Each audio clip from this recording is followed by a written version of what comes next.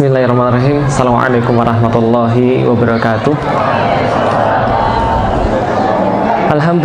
Alhamdulillahirabbil alamin. Wassalatu wassalamu ala asrofil anbiya'i wal mursalin wa ala alihi wa sahbihi wa man da'a bi da'watihi wa iltazama bi tariqatihi wa tarasama khutah jalal aqidatan islamiyatan asasan li fikratihi wa ahkam syar'iyyatan miqyasan i'amali wa masdaran ahkamih. Asyhadu an la ilaha illallah wa asyhadu anna Muhammadan abduhu wa rasuluhu la nabiyya ba'da. Wa qala Allah ta'ala fil kitabihil karim, a'udzu billahi minasyaitonir rajim. Bismillahirrahmanirrahim. Inna fi khalqis samawati wal ard wa ikhtilafil laili wan nahar la ayatil ulil albab. Alhamdulillah, puji dan syukur senantiasa kita panjatkan pada Allah Subhanahu wa taala, zat yang tiada banding. Dia menciptakan manusia tanpa tanding.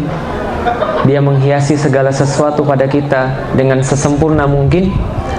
Dan kepada Allah lah kita senantiasa menyembah, kepada Allah senantiasa kita memohon ampun, kepada Allah senantiasa kita meminta segala kebaikan demi kebaikan, karena kepada Allah pula kita akan dikembalikan pada satu saat yang tidak ada keraguan di dalamnya.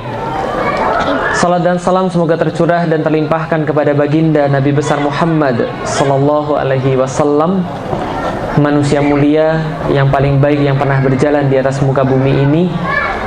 Dia memberikan kepada kita sebuah kesempatan untuk menuju pada surganya Allah, karena tidak satu pun manusia yang mengetahui jalannya setelah segala sesuatu yang diutus oleh Allah Subhanahu wa taala selain Rasulullah Muhammad. Dan siapa yang menepati perkataannya, siapa yang menepati daripada perbuatan-perbuatannya, maka dia meniti jalan sunnahnya. Dan barang siapa yang meniti jalan sunnah yang telah beliau gariskan, maka mudah-mudahan kita berharap pada Allah Subhanahu wa taala, tatkala nanti di hari penghakiman kita dipersilakan untuk mengakui sebagai umatnya Nabi Muhammad dan berjalan di belakang barisan beliau, memasuki surga pertama kalinya dan ditempatkan di tempat yang paling pantas, paling dekat dengan dia, Rasulullah Muhammad SAW. Dan mudah-mudahan kita senantiasa merindukannya, senantiasa mengikuti setiap perbuatan-perbuatan dan perkataan-perkataannya. Alhamdulillah, ikhwan wal akhwat fillah, insyaallah dirahmati Allah, bapak-bapak dan ibu-ibu warga Indonesia yang mudah-mudahan senantiasa dilindungi oleh Allah Subhanahu wa taala.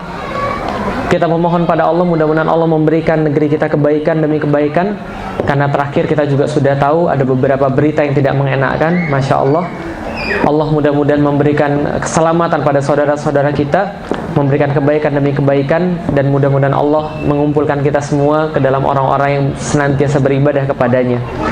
Senang sekali bisa berjumpa dengan Bapak Ibu sekalian di sini.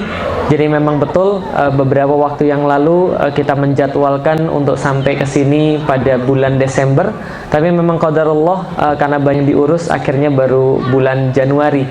Tapi Allah tentu saja tahu yang waktu yang paling baik. Allah tahu cara yang paling indah untuk mengatur kita agar berjumpa, dan mudah-mudahan ada manfaat yang bisa kita berikan di sini. Perkenalkan, kalau belum kenal, nama saya Felix Xiao. Nggak usah dilafazkan juga nggak apa-apa, karena saya tahu agak sulit bagi lidah-lidah orang Indonesia.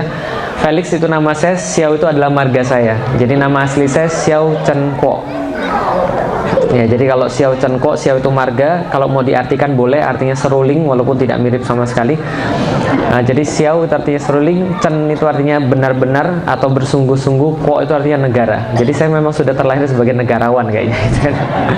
Nama saya Xiao Chen Kuo, nama saya dilahirkan dengan Felix Yanwar, karena saya lahir di bulan Januari bulan ini.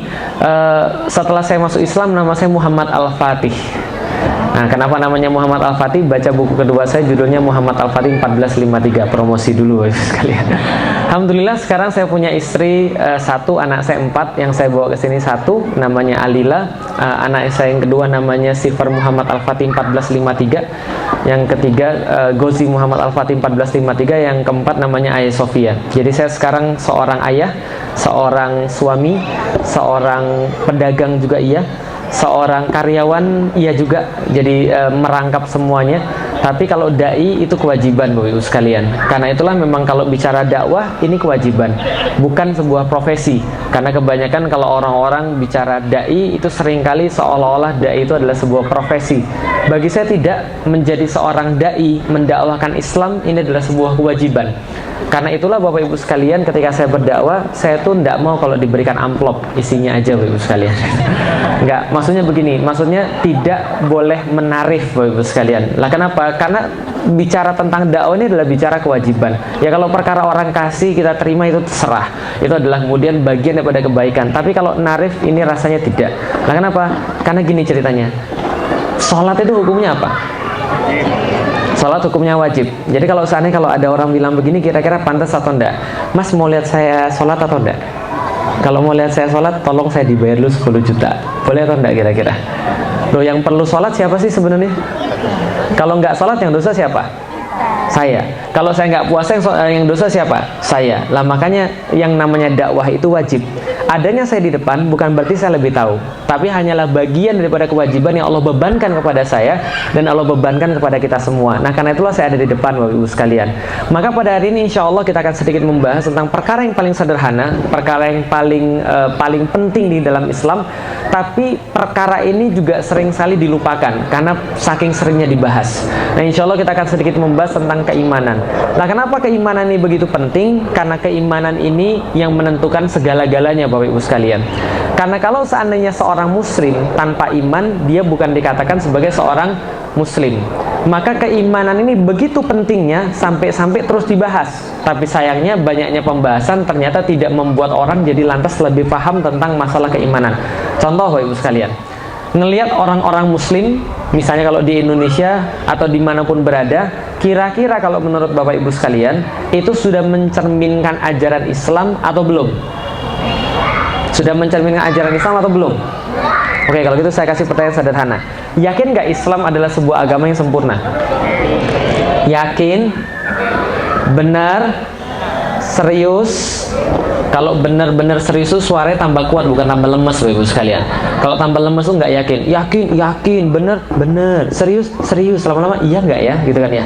Oke, yakin, benar, serius.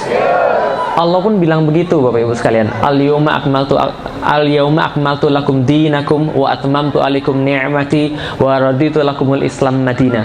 Pada hari ini kami telah sempurnakan agama kami. Kami lengkapkan semuanya bagi kalian agama kami ini, dan kami ridhoi satu-satunya agama bagi kalian adalah agama Islam. Itu semua sudah jelas agama kita agama sempurna. Agama kita agama sempurna, paripurna, nggak perlu ditambah, nggak perlu dikurang, nggak perlu diubah. Itu agama Islam. Percaya nggak kalau umat muslim adalah umat yang terbaik? Yakin? Serius? Allah juga bilang begitu. Kuntum khairu ummatin ukhrijat linnas. Kita ini umat yang terbaik. Bukan umat terbaik di Jakarta, bukan terbaik di Indonesia, bukan terbaik di dunia, tapi terbaiknya di mana? Alam semesta, salah. Terbaiknya di mana? Terbaiknya di mana? Di akhirat, salah. Terbaiknya di mana? Hah? Di Eropa, salah. Terbaiknya di mana? Di mana? Di tempat yang ada manusianya. Ukhrijat linnas, yang dikeluarkan ke tengah-tengah manusia. Berarti besok kalau manusia tinggal di bulan, kita jadi umat terbaik di sana. Tapi pertanyaan sederhana, sudah terbukti atau belum? Sudah terbukti atau belum? Di Indonesia, yang lebih banyak nggak makan yang non muslim atau yang muslim? Yang lebih banyak nggak makan yang non muslim atau muslim? Yang lebih banyak nggak sekolah, non muslim atau muslim? Yang lebih banyak berantem yang non muslim atau yang muslim? Muslim. Kalau gitu sudah jadi umat terbaik atau belum? Ada dua kemungkinan. Satu, Allah yang salah karena Allah bilang kita terbaik ternyata nggak terbukti. Yang kedua, manusia yang salah. Yang salah yang mana kira-kira teman-teman sekalian? Apa yang nggak ada di Indonesia? Semuanya ada. Anak SMP hamil di luar nikah ada? Banyak. Kemarin lihat di Facebook, ada anak-anak di Facebook ngeposting semuanya. Hai. Ada anak-anak posting semuanya bahwa anak anak SMA itu melahirkan di kebun. Betul? Ngeliat gambar-gambarnya beberapa bulan yang lalu. Yang kesian anaknya Bapak Ibu sekalian. Lah kenapa? Nanti kalau dia nulis tempat tanggal lahir nggak enak. Kebun gitu kan berapa. Nah itu nggak enak. Itu ada. Ada seorang anak yang bunuh orang tuanya, ada. Kenapa dia bisa bunuh orang tuanya? Seorang anak laki-laki bunuh ibunya. Kenapa dia bunuh ibunya? Minta beli motor, nggak dikasih Bapak Ibu sekalian. Ibunya dibunuh. Ada anak-anak kelas 6 SD diperkosa, ada? Anak kelas SD, 6 SD diperkosa anak kelas 5 SD berbarengan Bapak Ibu sekalian. Rame-rame Bapak Ibu sekalian. Ada di Indonesia juga. Semuanya ada di Indonesia dan pelakunya kebanyakan sebagian besar adalah Muslim. Pertanyaannya, kok bisa begitu Bapak Ibu sekalian? Di lain sisi ada yang nanya lagi, Ustadz, gimana sih caranya memperkenalkan orang tentang Islam? Gimana sih caranya agar membuat kita ini lebih taat? Atau gimana caranya membuat anak kita lebih taat? Orang tua biasanya punya pertanyaan begitu. Betul atau betul? Saat saya punya anak umurnya sudah 15 tahun, disuruh sholat susah banget. Gimana ya caranya supaya mereka ini bisa sholat? Saat saya punya seorang anak umurnya sudah 17 tahun, disuruh tutup aurat susah banget. Kok bisa susah gitu ya? Jawabannya semua sama. Urusannya masalah iman. Dan kalau kita berbicara tentang masalah iman Bapak Ibu sekalian, iman itu kalau dikatakan di dalam Al-Quran itu seperti sebuah pohon. Allah mengatakan di dalam Al-Quran, kaifa daraballahu bihadza masalan kalimatan thayyibatan ka syajaratin thayyibah. Sesungguhnya kalimat yang baik, kalimat syahadat, kalimat yang keimanan itu seperti pohon yang baik. Lihat pohon yang baik. Yang kita lihat apa kalau kita lihat pohon di sekeliling kita? Yang pertama kali kita lihat apanya? Daunnya bagus gitu kan ya. Lalu kemudian batangnya kokoh, itu menggambarkan pohonnya sehat. Tapi apakah daun yang bagus, batang yang kokoh menggambarkan pohon yang sehat? Betul begitu? Enggak. Allah katakan asluhas sabitun wa far'uha fis sama. Ciri-ciri pohon yang baik, ciri-ciri orang sudah terinternalisasi dengan kalimat yang thayyibah ada dua. Asluhas sabitun wa far'uha fis sama. Yang pertama, akarnya menghujam ke tanah. Setelah akarnya menghujam ke tanah, barulah cabang-cabangnya mengarah ke udara. Artinya adalah apa? Akidah, iman itu adalah akar. Sedangkan far'uha fis sama, amal-amalnya mengarah ke langit. Amal-amal yang bersifat amal-amal ibadah. Artinya apa? Nih coba lihat nih. Yang kita lihat pohon, batang, sama daun. Akarnya mampu kita lihat? Enggak. Maka akidah itu adalah amal kolbi. Akidah adalah perbuatan hati. Orang nggak bisa lihat, orang nggak bisa nilai. Contoh, saya nggak bisa bilang begini, oh kalau ibu itu kayaknya imannya setengah, oh ibu ini 1,5, ini ibu ini 3/4, ini nggak beriman sama sekali. Boleh begitu? Nggak boleh. Kenapa? Amal kolbi, iman itu urusan hati. Orang nggak bisa menilai sama sekali. Tapi walaupun amal kolbi, kata Imam Syafi'i, iman itu perkara hati, tapi diindikasikan dengan kata-kata yang keluar dan diindikasikan dengan perbuatan yang tampak, Bapak Ibu sekalian. Coba kalau gitu kita lihat. Orang puasa, orang haji, orang nutup aurat, pasti beriman? Orang puasa pasti beriman? Belum tentu. Orang sholat pasti beriman? Belum tentu. Orang tutup aurat pasti beriman? Belum tentu. Orang nutup aurat, orang puasa, orang sholat belum tentu beriman. Tapi orang beriman sudah pasti sholat, orang beriman sudah pasti puasa, orang beriman sudah pasti tutup aurat. Contoh seperti pohon, kalau akarnya bagus maka atasnya pasti bagus. Tapi kalau atasnya bagus, belum tentu yang bawahnya bagus. Bisa dipahami Bapak Ibu sekalian? Berarti coba kita lihat di dalam Al-Quran, balik lagi, innalladzina amanu, lanjutannya biasanya wa amilus soleha. Innalladzina amanu, pasangannya wa amilus soleha. Orang yang beriman itu beramal soleh. Pertanyaannya, kalau sekarang amal solehnya tidak ada, berarti ada masalah pada imannya. Oke, kalau gitu kita lihat permasalahan pada iman. Bapak Ibu sekalian, sekarang saya tanya, pernah lihat burung beo? Pernah lihat burung beo? Ada nggak burung beo yang bisa bilang assalamualaikum? Pernah lihat burung beo yang pernah bilang assalamualaikum? Ada nggak burung beo yang bisa jawab waalaikumsalam? Ada. Pernah lihat burung beo pernah lihat pernah bilang waalaikumsalam? Pernah. Ada nggak? Pernah nggak lihat? Pernah nggak dengar burung beo pernah baca surat Al-Fatihah? Pernah lihat burung beo baca Al-Fatihah? Ada. Ada nggak burung beo yang bisa baca surat An-Nas Al-Ikhlas? Ada. Kalau nggak ada berarti Bapak Ibu kudet. Tahu kudet? Kurang up to date. Paham ya? Lihat di YouTube itu banyak banget, ada burung beo bisa Al-Fatihah, ada burung beo bisa An-Nas, burung beo bisa surat Al-Ikhlas. Bahkan ada burung beo yang bisa syahadat, Bapak Ibu sekalian.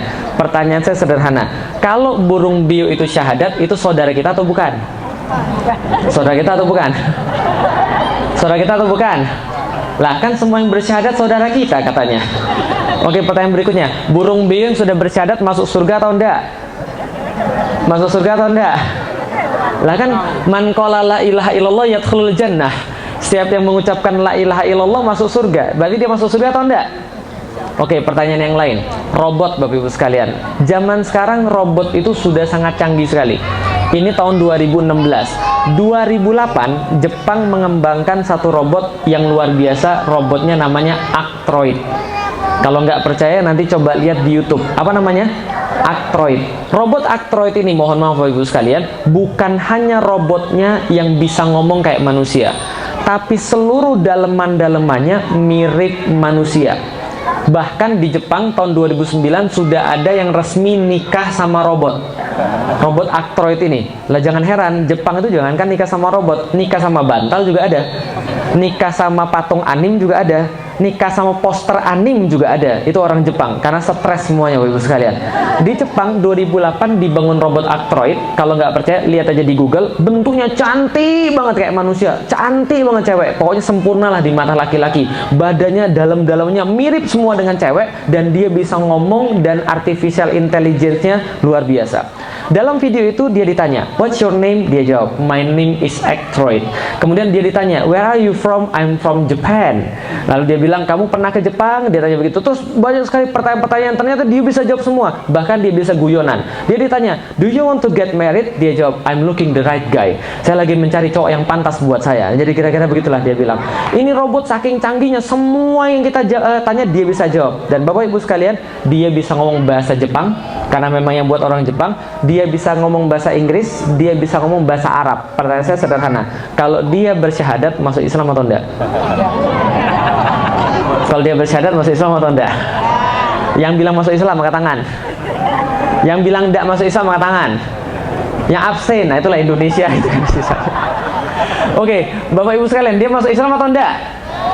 Kenapa dia nggak mau masuk Islam? Karena dia robot. Kenapa yang bukan robot syahadat Anda terima, kalau robot yang syahadat Anda nggak terima? Padahal sama-sama bentuknya manusia. Kenapa yang satu diterima, yang satu nggak diterima? Kenapa? Karena robot nggak punya nyawa. Kenapa yang punya nyawa Anda terima, yang nggak punya nyawa Anda nggak terima? Ayo loh. Karena yang bernyawa punya akal, Ustaz. Oke, kenapa yang berakal Anda terima, yang nggak berakal Anda nggak terima? Apa bedanya? Kolbu. Kolbu itu ya akal. Nah, kalau gitu oke, kenapa yang berkolbu diterima, yang nggak berkolbu nggak diterima? Karena bukan ciptaan Allah. Tapi kenapa nggak diterima? Ada satu yang penting, kenapa nggak diterima? Ada yang punya jawaban kenapa robot nggak diterima syahadatnya? Ada satu kata kunci yang penting, nih Bapak Ibu sekalian. Kata kunci yang penting adalah sadar. Ya, sadar. Robot nggak sadar. Kita sadar. Ketika mengucapkan sesuatu kita sadar. Apa konsekuensi ketika mengucapkan? Kenapa kita mengucapkan? Dan apa yang terjadi setelah kita mengucapkan? Betul? Sedangkan robot tidak tahu sama sekali kenapa dia mengucapkan, karena dia diprogram, dan dia nggak tahu konsekuensi apa setelah dia mengucapkan, dan dia nggak tahu bagaimana dan apa yang terjadi setelah dia mengucapkan. Maka kita nggak terima syahadatnya robot. Oke Bapak Ibu sekalian, Anda nggak terima syahadatnya robot karena syahadatnya cuma di bibir saja. Pertanyaan saya Bapak Ibu sekalian, jangan-jangan selama ini syahadat kita sama kayak kita ngomong syahadat tapi kita nggak ngerti lah kenapa kita ini bersyahadat Bapak Ibu sekalian. Kita nggak ngerti konsekuensi kita bersyahadat, dan kita nggak tahu kenapa kita bersyahadat. Ini problem besar luar biasa. Lah kenapa? Karena kesadaran ini yang mengantarkan orang menjadi seorang muslim, dan ini bermasalah besar kalau seandainya kita nggak tahu. Oke Bapak Ibu sekalian, coba lihat Bapak Ibu sekalian. Saya secara pribadi, ketika saya masuk Islam, kira-kira saya sadar atau enggak? Sadar. Ketika saya masuk Islam hari Kamis, malam Jumat. Ketika malam Jumat saya bersyahadat, saya langsung tanya pada ustadznya, "Ustadz, kalau setelah saya masuk Islam, saya harus ngapain?" Kamu langsung sholat Isya waktu itu. Karena maghrib sudah lewat, sholat Isya. Coba bayangkan, baru masuk Islam umur 18 tahun, sholat Isya. Sholat aja saya nggak pernah, disuruh sholat Isya. Kira-kira bingung atau enggak Ibu sekalian? Tapi tetap saya laksanakan, karena saya tahu konsekuensi ketika saya mengucapkan kalimat syahadat. Saya tahu kenapa saya mengucapkan kalimat syahadat. Besoknya hari Jumat. Hari Jumat saya dari Bogor pergi ke Jakarta. Lalu kemudian jam 10 saya telepon teman saya, hari ini hari Jumat kan, kita kan seorang muslim harus sholat Jumat. Iya, dia bilang. Kalau gitu saya datang ke masjid jam berapa ya? Dia bilang, kamu datang ke masjid jam setengah 12 saja. Nanti kalau kamu datangnya mendekati jam 12, nanti kamu nggak dapat tempat duduk jam setengah 12 saja. Karena saya ketakutan, Bapak Ibu sekalian, jam 11 saya udah nongkrong di masjid, Bapak Ibu sekalian.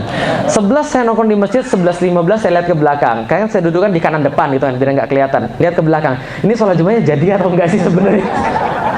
Ya, tapi karena memang saya nggak tahu apa-apa, Ibu sekalian. Ketika sholat Jumat, saya kemudian sebelumnya telepon teman saya lagi, sholat Jumat gimana caranya? Pokoknya kamu ikut orang aja. Orang berdiri kamu berdiri, orang sholat kamu sholat, orang angkat tangan kamu angkat tangan. Oke, ikut orang aja. Saya pikir, lalu kemudian dia bilang, lalu sholatnya gimana? Persis sama kayak sholat-sholat yang lain. Saya pikir, wah ini berarti sama kayak sholat zuhur, Ibu sekalian. Walhasil, rakaat kedua orang duduk, saya berdiri sendiri, Ibu sekalian. Nah, itu masalah. Tapi nggak ada masalah. Lah kenapa? Karena saya tahu konsekuensinya. Lah kenapa bisa begitu? Semua melalui sebuah proses. Ketika orang sadar, orang beriman secara sadar, dia akan kuat. Ketika orang beriman secara sadar, dia akan produktif. Tapi kalau tidak, dia bermasalah. Contoh, Ibu sekalian, lihat orang-orang di Indonesia. Pertanyaan saya sederhana. Kira-kira berimannya sadar atau enggak? Sadar atau enggak kira-kira? Oke, kalau gitu kita lihat lagi. Orang-orang di Indonesia kalau kita tanya Tuhannya siapa, jawabnya apa? Orang Indonesia kalau ditanya Tuhannya siapa, jawabnya Allah. Tapi mereka benar-benar yakin nggak sama Allah? Kayaknya enggak deh. Oh, Ustaz jangan sembarangan bilang. Oke, kalau gitu kita buktiin. Pernah sholat Jumat di Indonesia? Pernah? Ketika sholat Jumat jam 12 masih lihat banyak angkot-angkot berkeliaran? Oke, pertanyaan saya, yang nyetir itu muslim atau bukan? Muslim. Laki-laki atau perempuan? Laki-laki muslim jam 12 siang harusnya ngapain? Ke masjid sholat Jumat. Kenapa mereka nggak sholat Jumat? Apa alasannya? Karena mereka cari nafkah. Alasan yang bagus, Bapak Ibu sekalian. Pertanyaan saya sederhana. Nyari nafkah nggak sholat Jumat? Ninggalin sholat Jumat berapa jam? Paling sejam setengah. Taruhlah sejam. Sejam narik angkot dapat berapa? Ya saya tahu ibu-ibu nggak pernah. Berapa Pak narik angkot sejam? Berapa? Kira-kira aja berapa? Berapa? Oh, 5.000 dikit banget. Berapa kira-kira? Oke, taruh 50.000. Sepakat ya? Sejam ninggalin sholat Jumat kita bisa dapat 50.000. Coba lihat logikanya begini, logikanya. Berarti antara perintah Allah, dia tahu Tuhannya Allah, dia ngaku Tuhannya Allah, tapi sebelum dikonfrontir dengan duit 50.000. Ketika dikonfrontir dengan duit 50.000, di antara pilih perintah Allah dengan pilih 50.000, dia pilih mana? Berarti bagi dia 50.000 lebih berharga daripada keyakinan dia terhadap. Berarti nilai di keyakinan dia terhadap Allah bisa diganti dengan duit. Perhatiin baik-baik sekalian. Kita mungkin menyangka kita punya keyakinan, tapi setiap keyakinan bisa dibeli. Percaya nggak? Setiap keyakinan bisa dibeli. Tergantung Anda posisinya apa, itu aja. Contoh misalnya, seorang polisi, mohon maaf nggak semuanya, tapi ya ada, nggak, walaupun nggak semuanya. Seorang polisi ketika kita ngelanggar jalur busway misalnya, itu keyakinan dia tentang kejujuran, tentang keadilan bisa diganti dengan duit berapa? Berapa? 50.000, mana ada? Berapa? Motor aja udah 100. Berapa Bapak Ibu sekalian? Ya 200, 250 atau tergantung merek mobil Anda gitu kan ya. Nah, tapi kalau seandainya Anda ketangkep polisi reserse misalnya, itu bisa jadi naik misalnya 10 juta untuk mengganti keyakinan dia. Seorang hakim bisa dengan ratusan juta. Kalau dia seorang hakim Mahkamah Konstitusi mungkin bisa naik lagi misalnya. Jadi misalnya bermiliar-miliar. Setiap orang mungkin punya keyakinan, tapi keyakinan dia bisa dibeli. Contoh kayak tadi, tukang angkot tadi nggak sholat Jumat, berarti dia lebih milih 50.000 dibandingkan dengan Allah. Pertanyaan saya sederhana, kenapa masih bisa diganti dengan duit 50.000? Apa yang salah? Oke, kalau gitu kita lihat pertanyaan yang lain. Ginjal kita ada berapa? 2. Mau nggak 2 ginjal Bapak Ibu sekalian sepasang saya ganti dengan duit 500 juta? Mau? Oke, kalau gitu mungkin terlalu kecil ya. Oke, mungkin terlalu murah. Saya naikin 1 miliar. Mau Ibu sekalian? Oke, saya naikin lagi 1,5 miliar. Deal or no deal? Oke, tawaran terakhir 2 miliar. Deal or no deal? Kenapa nggak mau? Oh, pikir-pikir dulu, Masya Allah. Hebat nih. Oke, deal atau no deal? Kenapa nggak mau Ibu sekalian? Percuma Ustadz, mati. Oke, pertanyaan saya sederhana. Seberapa yakin Anda 2 ginjal diambil Anda bakal mati? 1-100%. Berapa kadar keyakinannya? 100. Datang dari mana itu kadar keyakinan 100%? Datang dari mana? Ustadz jangan main-main Ustadz, walaupun saya ini dulu biologi saya nggak lulus, tapi saya tahu ginjal itu untuk apa Ustadz. Itu teman saya Ustadz, satu ginjal tersisa aja setengah mati, apalagi nggak ada dua-duanya, ya matilah gitu kan ya. Ustadz saya dokter Ustadz, saya tahu persis bagaimana fungsi biologis daripada ginjal Ustadz, saya nggak akan jual dengan harga berapapun. Perhatian baik-baik, seseorang yang punya bukti itu yakin. Ketika bukti semakin banyak dan semakin kuat bukti itu, pada satu titik itu akan menghasilkan keyakinan 100%. Ya, sekali lagi, ketika bukti itu semakin banyak dan bukti itu semakin kuat, pada satu titik dia menghasilkan keyakinan 100%. Dan pada gilirannya, keyakinan 100% itu nggak bisa diganti oleh apapun. Persis kayak cerita Nabi Ibrahim. Betul begitu? Nabi Ibrahim setelah melakukan sesuatu yang menurut Raja Namrud itu kemudian nggak disukai, kemudian dia mau dibakar. Betul begitu? Kira-kira dia lari atau enggak? Bayangkan, itu tumpukan kayu menggunung, terus kemudian dia mau dibakar. Dia lari atau enggak? Kenapa dia nggak lari? Dia nggak tahu api itu panas. Dia yakin api itu panas, tapi kenapa dia nggak lari dari api itu? Karena dia lebih yakin Allah itu ada, dan bukti Allah itu ada bagi dia lebih kuat, nggak mengalahkan api itu panas. Artinya adalah apa? Mungkin kalau dia mikir, kira-kira mikirnya begini, iya betul api itu panas, tapi Allah itu ada dan Allah yang punya api itu, dan Allah yang punya saya. Kalau Allah belum mengizinkan saya mati, saya tidak akan dicelakakan oleh api itu. Tapi kalau Allah pengen saya mati, nggak usah masuk api juga Allah bisa matiin saya. Betul begitu? Maka itu namanya keyakinan, Bapak Ibu sekalian. Pertanyaannya, Bapak Ibu sekalian, kita sudah punya bukti atau belum? Bukti menghasilkan keyakinan. Keyakinan pada gilirannya menghasilkan keimanan. Ini menjadi permasalahan. Nih kalau nggak percaya, coba kita lihat lagi. Nih, Bapak Ibu sekalian, pernah datang ke dokter? Oke, siapa yang nggak pernah ke dokter? Angkat tangan. Yang nggak pernah ke dokter. Semuanya pernah pergi ke dokter kan ya? Kalau ke dokter, yang pertama kali kita lihat apa? Oke, gini deh, pertanyaan diganti. Kalau pergi ke dokter dapat apa? Dapat resep. Pernah dijelasin nggak sama dokter sebelum kita makan resepnya? Ibu nanti, sebelumnya gini, dokternya bisa marah dulu. Ibu ini tidak jaga kesehatan diri sendiri. Bapak ini sembarangan aja disuruh olahraga nggak. Untung datang di sini sekarang. Coba seminggu lagi mungkin udah lewat ibu. Dan bapak gitu kan ya, gini, kamu jangan sembarangan lagi ya. Ini makan obat yang saya minta, yang ini tolong dimakan 3 kali sehari. 3 kali sehari tolong dimakan tepat waktu, jam 7, satu lagi jam 12, satu lagi jam 4. Jangan lewat daripada jam itu, harus di jam itu, dan harus setelah makan, dan harus sampai habis. Ingat ya, kalau ada apa-apa saya nggak tanggung jawab. Yang kedua, ini obat makan 2 kali sehari, terserah mau pagi malam, mau sore malam, mau pagi sore, terserah, pokoknya 2 kali sehari. Yang ini boleh ditebus, boleh tidak. Tapi kalau saya sarankan ditebus, karena ini vitamin biar lebih cepat sembuh. Pertanyaan saya, ada nggak pasien yang tiba-tiba gini, sebentar dok, dokter jangan banyak ngomong dulu dok, sebentar dok, dokter dari tadi ngomong terus, giliran saya ngomong. Dok, saya mau tanya, ini kenapa harus 3 kali sehari dok? Kenapa nggak 4 kali, kenapa nggak 5 kali? Tadi kata dokter kalau saya makan 3 kali sehari saya sembuhnya 4 minggu. Kalau saya makan 6 kali sehari harusnya saya sembuh 2 minggu. Dan ini apa senyawa di dalamnya dok? Coba jelaskan pada saya, bagaimana rentetan-rentetan senyawa ini bisa mempengaruhi senyawa-senyawa kimiawi dalam tubuh saya, dan bagaimana hubungannya dengan neuron-neuron di dalam kepala saya, dan bagaimana cara kerjanya, dan bagaimana reaksinya dalam tubuh saya dok? Coba jelaskan dok. Dan ini kenapa harus 2 kali sehari, dan kenapa ini harus dimakan, boleh nggak? Kira-kira ada nggak pasien yang begitu? Kalau ada pasien yang begitu, kira-kira dokternya bilang apa? Yang dokter lu atau gue? Paham Bapak Ibu sekalian? Tapi semua daripada Anda ketika ketemu dokter, dokter kasih obat sami'na wa ta'na. Betul begitu? Kenapa kita sami'na wa ta'na? Karena dia dokter. Karena kita percaya. Datang dari mana kepercayaan itu? Coba lihat, datang dari mana kepercayaan terhadap dokter? Pertama kali kita masuk ruangan dokter, yang kita temui dokternya pasti pakai jas warna putih. Ada nggak dokter pakai jas warna putih? Nggak. Dokter pakai jas warna putih. Biasanya sisiran rambutnya ke atas atau kayak film Korea tuh, kayak helm gitu.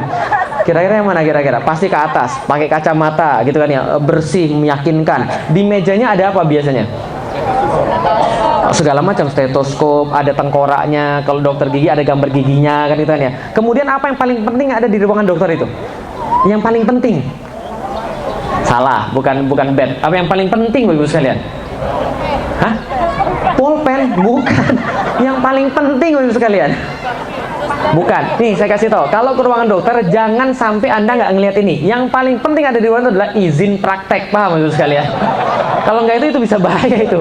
Di sebelah izin praktek bisa ada foto-fotonya. Dia lagi salaman sama presiden gitu kan. Dia lagi foto-foto di depan universitas terkenal. Ini kayaknya meyakinkan banget. Apalagi sebelumnya ada cerita-cerita dari teman kita. Itu dokter bagus banget, serius. Saya baru di pintunya aja saya udah sembuh gitu. Semakin banyak cerita, kita semakin yakin, semakin punya bukti. Maka apapun kata dokter kita sami'na.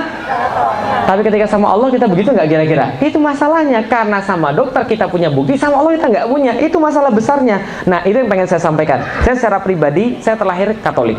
Dan ketika saya terlahir Katolik, ketika saya beranjak dewasa, saya punya bukti. Dan bukti-bukti yang saya dapatkan ketika saya berpikir, semuanya mengarahkan saya pada agama itu salah. Paham Bapak Ibu sekalian?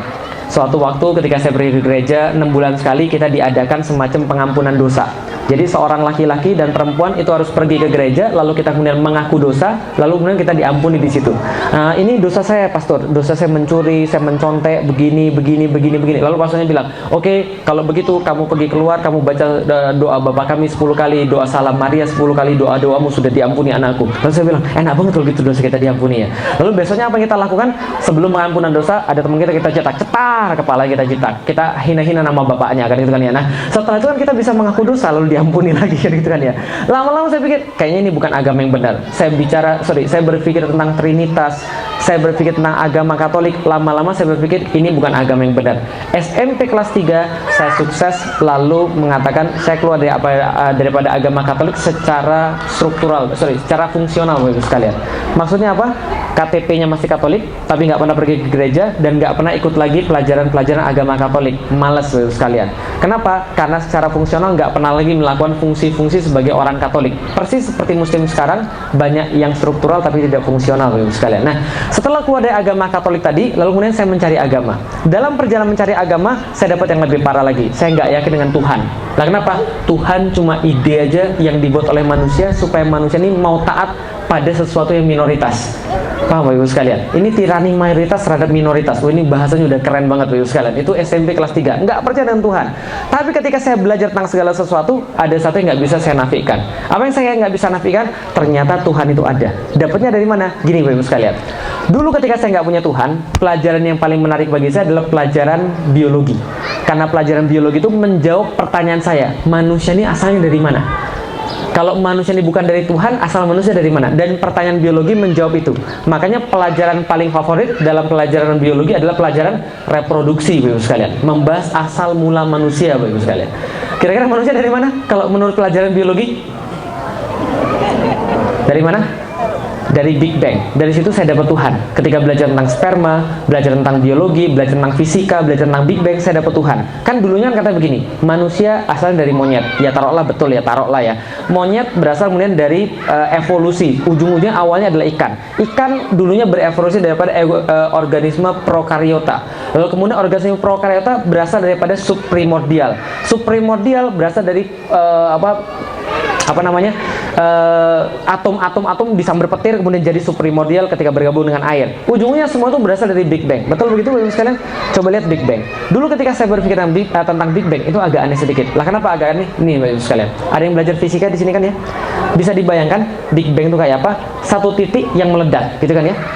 Satu titik itu menurut kata orang fisika, titik itu masanya tidak terhingga. Hati-hati. Masanya tidak terhingga. Tapi volumenya 0. Bisa dibayangkan nggak? Sebagai orang fisika kira-kira gimana? Mungkin nggak ada masanya tidak terhingga tapi volumenya 0? Karena kalau kita belajar fisika, setiap yang punya massa pasti punya volume. Setiap yang punya volume pasti punya.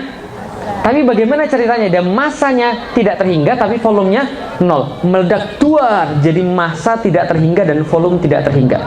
Dan apa kata ilmuwan? Seorang ilmuwan iseng namanya Roger Penrose, seorang profesor matematik, lalu kemudian menghitung berapa probabilitas kemungkinan alam semesta terjadi secara kebetulan. Jadi kata orang ateis kan dunia ini terjadi secara kebetulan tuh. Nah dia ngitung probabilitasnya kemungkinannya berapa. Ternyata kemungkinannya dia dapat, nih catat kalau nanti bikin pusing, kemungkinannya adalah 1/10 pangkat 10 pangkat 123. Berapa? 1/10 pangkat 10 pangkat 123. Jadi gini, 1/10 pangkat 10 pangkat 123. Berapa itu probabilitasnya? Ayo loh. Yang ahli matematika. 1/10 pangkat 10 pangkat 1, 2, 3. Oke, kalau gitu kita bermain angka sedikit. Kalau setengah artinya berapa? 1/2. Artinya 1/2 di antara 2 kali lempar sekali dapat 50%. Kalau 1/10 10 kali lempar dapatnya 1, berarti 10%. Kalau 1/100 100 kali lempar dapatnya 1, lebih parah lagi. Berarti semakin besar yang bawah semakin nggak mungkin. Betul ya nih? Oke, kalau gitu berapa 1/10 pangkat 10 pangkat 1, 2, 3? Bingung? Oke, kita bantu lagi. 10 pangkat 1, 10 pangkat 2, 10 pangkat 3, 10 pangkat 5, 10 pangkat 6, 1 juta. 10 pangkat N, 10 pangkat N sama dengan 1 yang diikuti oleh 0 sebanyak N. Contoh, 10 pangkat 1 berarti 1 nolnya di belakang ada 1. 10 pangkat 6 berarti 1 di belakangnya 0 ada 6. Oke, 10 pangkat 1, 2, 3 berarti 1 di belakangnya 0 ada 123. Kalau 1 belakangnya 0 ada 2 namanya ratusan. 1 nolnya di belakang ada 6 namanya jutaan. 1 0 belakangnya ada 123 namanya. Oke, berarti 1/10 pangkat 10 pangkat 1, 2, 3 sama dengan more than impossible. Tahu Bapak Ibu sekalian? Artinya apa? Lebih dari tidak mungkin. Alam semesta tercipta secara kebetulan. Berarti apa kesimpulannya? Kesimpulan saya setelah belajar fisika, God does exist. Tuhan pasti ada. Lah kenapa begitu? Coba perhatiin Bapak Ibu sekalian. Nih perhatiin, ini penting banget. Orang-orang yang kebanyakan mikir dan seolah-olah mikir mereka mengatakan Tuhan tidak ada hanya karena mereka bilang, saya bilang Tuhan tidak ada karena tidak ada bukti Tuhan ada. Betul? Padahal itu salah. Dulu ketika kita masih S1, kita buat proposal penelitian, ada H0, ada H1, betul? Apa artinya H0 dan H1? Sesuatu itu terbukti ada kalau ada bukti. Tapi kalau tidak ada juga harus ada bukti. Berarti Tuhan itu tidak ada, tidak cukup cuma bilang Tuhan tidak ada karena tidak ada bukti. Sebelum dia membuktikan Tuhan tidak. Paham Bapak Ibu sekalian? Tapi kalau Tuhan tidak mungkin tidak ada, berarti Tuhan pasti bingung. Bagus. Oke, kalau itu kita lanjut. Intinya saya menemukan ada Tuhan Bapak Ibu sekalian. Setelah saya menemukan ada Tuhan SMP kelas 3, saya lanjut perjalanannya. Saya cari Tuhan ini siapa sih? Saya cari ke agama Katolik, nggak dapet. Saya cari ke agama Kristen, nggak dapet. Nenek saya agama Buddha, saya cari, Nek, Tuhan kita siapa sih? Nenek saya bilang, Tuhanmu namanya Dewa Langit. Oh gitu ya? Dewa Langit itu kayak gimana, Nek? Dewa Langit adalah dewa yang paling besar dan dewa yang paling kuat. Terus gimana? Nenek punya fotonya, coba lihat dulu sebentar. Oh ternyata ada fotonya. Oh saya bilang, oh ya ini saya tahu nih. Dan saya nggak yakin ini Tuhan. Lah, kenapa? Masa dia kalah sama Kerasakti sekalian? Oh berabri sama Kerasakti. Enggak, ini bukan Tuhan. Saya cari dalam agama Hindu juga nggak ada. Saya cari ke semua agama, saya nggak dapat Tuhan yang sebenarnya. Tibalah saya cari ke agama Islam. Sialnya yang saya ketemu bukan agama Islam, yang saya ketemu Muslimnya Bapak Ibu sekalian. Apa itu jadi? Pulang dari sekolah tiba-tiba ada 7 orang deketin saya terus ngeroyok saya. Tiba-tiba setelah saya dikeroyok saya bilang, apa salah saya? Digebukin terus, saya bilang, salahmu karena matamu sipit. Oh gitu. Nah, lalu saya lihat, oh berarti Islam tuh begitu ya, suka gangguin orang, suka jahat sama orang. Saya juga nggak punya ketertarikan pada Islam. Sampai ketika saya kuliah, saya dipertemukan dengan seorang ustadz namanya Ustadz Fatih Karim. Dia seorang orang yang masih muda. Ketika kita ketemu, kita diskusi. Ketika diskusi, ini kayaknya menarik. Lah kenapa? Dia ngomong tentang sesuatu yang nggak pernah saya dengar pada yang sebelumnya. Karena selama ini yang saya dengar tentang Islam, kalau nggak surga, neraka. Kalau nggak pahala, siksa. Gitu aja. Tapi dia membahas Islam dengan sangat masuk akal. Lalu dia bilang, Lik, gini aja, kamu datang ke rumah saya, kita bahas tentang Islam. Kalau kamu puas, kamu masuk Islam. Kalau kamu nggak puas, nggak apa-apa. Kamu bawa Alkitab, saya bawa Al-Quran. Oke, saya bilang kita datang ke rumahnya, tapi saya nggak mau bawa Alkitab karena saya nggak peduli dan nggak percaya lagi sama Alkitab. Kita bahas saja tentang Al-Quran. Sampai ke rumahnya, saya datang waktu itu Isya, lalu kita diskusi sampai subuh Bapak Ibu sekalian. Pertanyaan pertama yang kemudian ada adalah dia kasih saya, Lik, coba kamu baca surat Al-Baqarah ayat kedua. Apa bunyinya Bapak Ibu sekalian? Zalikal kitabu la raiba fi hudal lil muttaqin. Pertama kali saya baca Al-Quran, itu adalah ayat yang saya baca. Tahu apa yang di dalam kepala saya Bapak Ibu sekalian? Dalam kepala saya, sombong banget ini yang buat Al-Quran. Terus saya bilang, sombong banget yang buat Al-Quran sama ustadznya. Emang bisa manusia membuat sesuatu yang sempurna? Karena kirain saya yang buat Al-Quran itu adalah manusia. Karena yang buat Alkitab manusia, yang buat Tripitaka manusia, yang buat Weda manusia. Saya kirain yang buat Al-Quran juga manusia. Ternyata dia bilang, enggak, yang buat Al-Quran bukan manusia, tapi Tuhan pencipta semesta alam.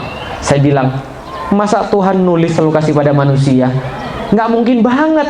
Dia bilang bukan begitu, tapi ini diwahyukan, ini kebenaran. Saya bilang semua agama juga bilang semuanya benar, tapi ya pasti ada yang benar, tapi semuanya bilang benar, sama aja. Dia bilang enggak, kita punya buktinya. Oke, kalau gitu tunjukin pada saya buktinya. Ditunjukinlah surat Al-Baqarah sama ayat yang berbeda. Surat Al-Baqarah ayat 23. Apa bunyinya Ibu sekalian? Wa in kuntum fi raibin mimman nazzala 'ala abdina fa'tu bi suratin min mislih. Dan bila kalian tetap dalam keraguan dengan apa yang kami turunkan terhadap hamba kami Muhammad, maka datangkanlah satu surat yang semacamnya. Ketika saya baca surat itu dan ayat itu, Bapak Ibu sekalian, kepala saya kayak digebukin, Bapak Ibu sekalian. Bukan digebukin secara harfiah, bukan. Maksudnya adalah seluruh argumen-argumen saya kayak dihancurin dari bawah. Lah kenapa? Seolah-olah Al-Quran bilang begini, Lik, gini aja deh Lik, kamu gak usah banyak ngomong deh, gini aja. Kalau kamu memang pintar, datengin yang semacam dengan Al-Quran. Kalau kamu bisa, Al-Quran kalah. Tapi kalau kamu nggak bisa, masuk Islam aja. Simple kan? Tahu ya sekalian? Fair atau enggak? Fair atau enggak? Kira-kira kayak gini. Saya bilang sama bapak-bapaknya, bapak-bapak yang merasa paling hebat, ayo maju kita berantem. Kalau saya kalah, saya jadi anak buah bapak. Kalau bapak kalah, bapak jadi anak buah saya. Fair? Tapi Al-Quran tidak fair. Apa yang Al-Quran katakan setelahnya? Wa ilam taf'alu wa lan taf'alu. Dan ketika kalian tidak mampu dan kalian tidak akan mampu, fatakun narolati kuduhan nas wal hijrah uiddat lil kafirin. Dan ketika itu dia suruh ngajak seluruh orang-orang untuk mendatangkan, tapi nggak bisa. Artinya apa? Seolah-olah Al-Quran pengen bilang sini, bapak-bapak semuanya, ayo maju lawan saya sekalian. Coba begitu.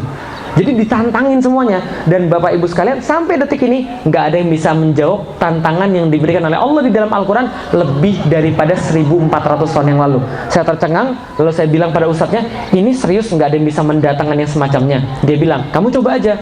Saya cari kemana-mana Bapak Ibu sekalian, bener-bener nggak ada. Semakin dibaca, semakin aneh, bener-bener nggak ada. Akhirnya saya bilang, kalau gitu ustadz, ini segel. Paham segel Bapak Ibu sekalian? Ini segel. Nggak pernah saya baca nggak pernah saya baca kitab suci ada segel kayak begini. Ini segel. Kalau gitu saya masuk Islam. Lah kenapa? Karena tidak ada yang bisa mendatangkan yang semacam dengan Al-Quran. Setelah saya masuk Islam, 3 minggu kemudian bapak saya, ibu saya bilang, Lik, kamu ini sudah salah jalan. Kenapa kamu keluar dari agama Katolik? Saya bilang, karena agama Islam, agama yang masuk akal. Dia bilang, kamu tuh belum ketemu sama pastor-pastor dan suster-suster. Saya bilang, sebelum papi mami pergi ke gereja, saya sudah siap-siap. Papi mami nggak pergi ke gereja, saya sudah pergi ke sana dan saya datang ketika dalam masa pencarian itu dan mereka nggak ke gereja, jalan kaki. Orang Palembang jalan kaki pergi ke gereja itu sudah merupakan sebuah prestasi Bapak Ibu sekalian. Nah, kenapa? Karena saya orang Cina. Kalau orang Cina naik angkot itu adalah sama aja bunuh diri Bapak Ibu sekalian. Karena pasti dipalakin di situ. Nah, saya jalan Bapak Ibu sekalian untuk mencari kebenaran itu apa Bapak Ibu sekalian. Lalu dia bilang, enggak, coba papi anterin kamu pergi ke gereja supaya kamu ngobrol sama pastor. Saya bilang, gak usah sulit-sulit, gini aja lah. Mereka semua pastor dan suster yang papi dan mami kenal, kumpulin aja ke rumah, kita diskusi. Mereka bawa Alkitab, saya bawa Al-Quran. Kalau mereka bisa mendatangkan atau bisa menunjukkan kesalahan di dalam kitab ini, saya masuk ke agama sono. Tapi kalau mereka tidak mampu dan saya mampu menunjukkan di situ ada yang salah, mereka masuk agama Islam. Mau atau enggak? Enggak mau, enggak jadi sekalian. Lah bukannya kita sombong. Kenapa? Manusia nggak boleh sombong, tapi Allah boleh sombong? Allah layak sombong. Dan menurut para ulama, ayat-ayat kayak tadi adalah tanda-tanda kesombongan Allah pada manusia yang merasa dia bisa lebih tahu daripada Allah, dia bisa lebih buat lebih baik daripada Allah, dan dia merasa lebih hebat daripada Allah Subhanahu wa Ta'ala. Bisa dipahami Ibu sekalian? Itu mukjizat Al-Quran. Masya Allah. Kesimpulannya ada apa Ibu sekalian? Kesimpulannya, Islam itu agama akal. Kalau orang berpikir, orang masuk Islam. Tapi kalau orang nggak berpikir, orang akan sulit untuk menerima Islam. Itulah kenapa ratusan ayat di dalam Al-Quran nyuruh kita untuk mikir supaya kita dapat iman. Tapi kalau kita nggak mikir, kita nggak sadar, kita nggak dapat keimanan Bapak Ibu sekalian. Ini permasalahannya. Coba lihat Bapak Ibu sekalian.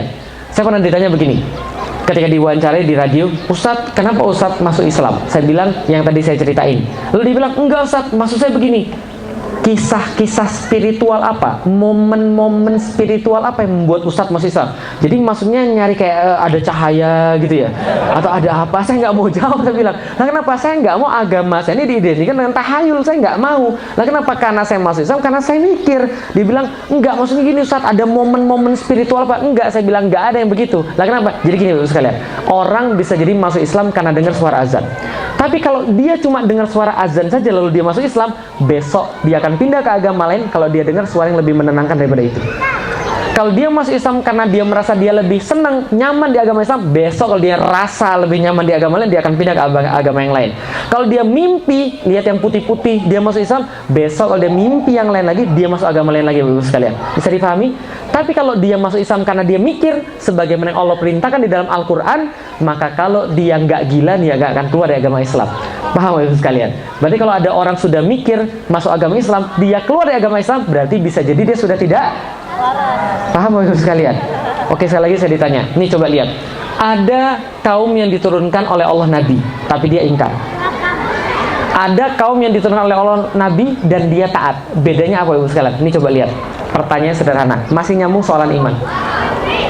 Siapa Nabi yang paling banyak mujizat? Siapa?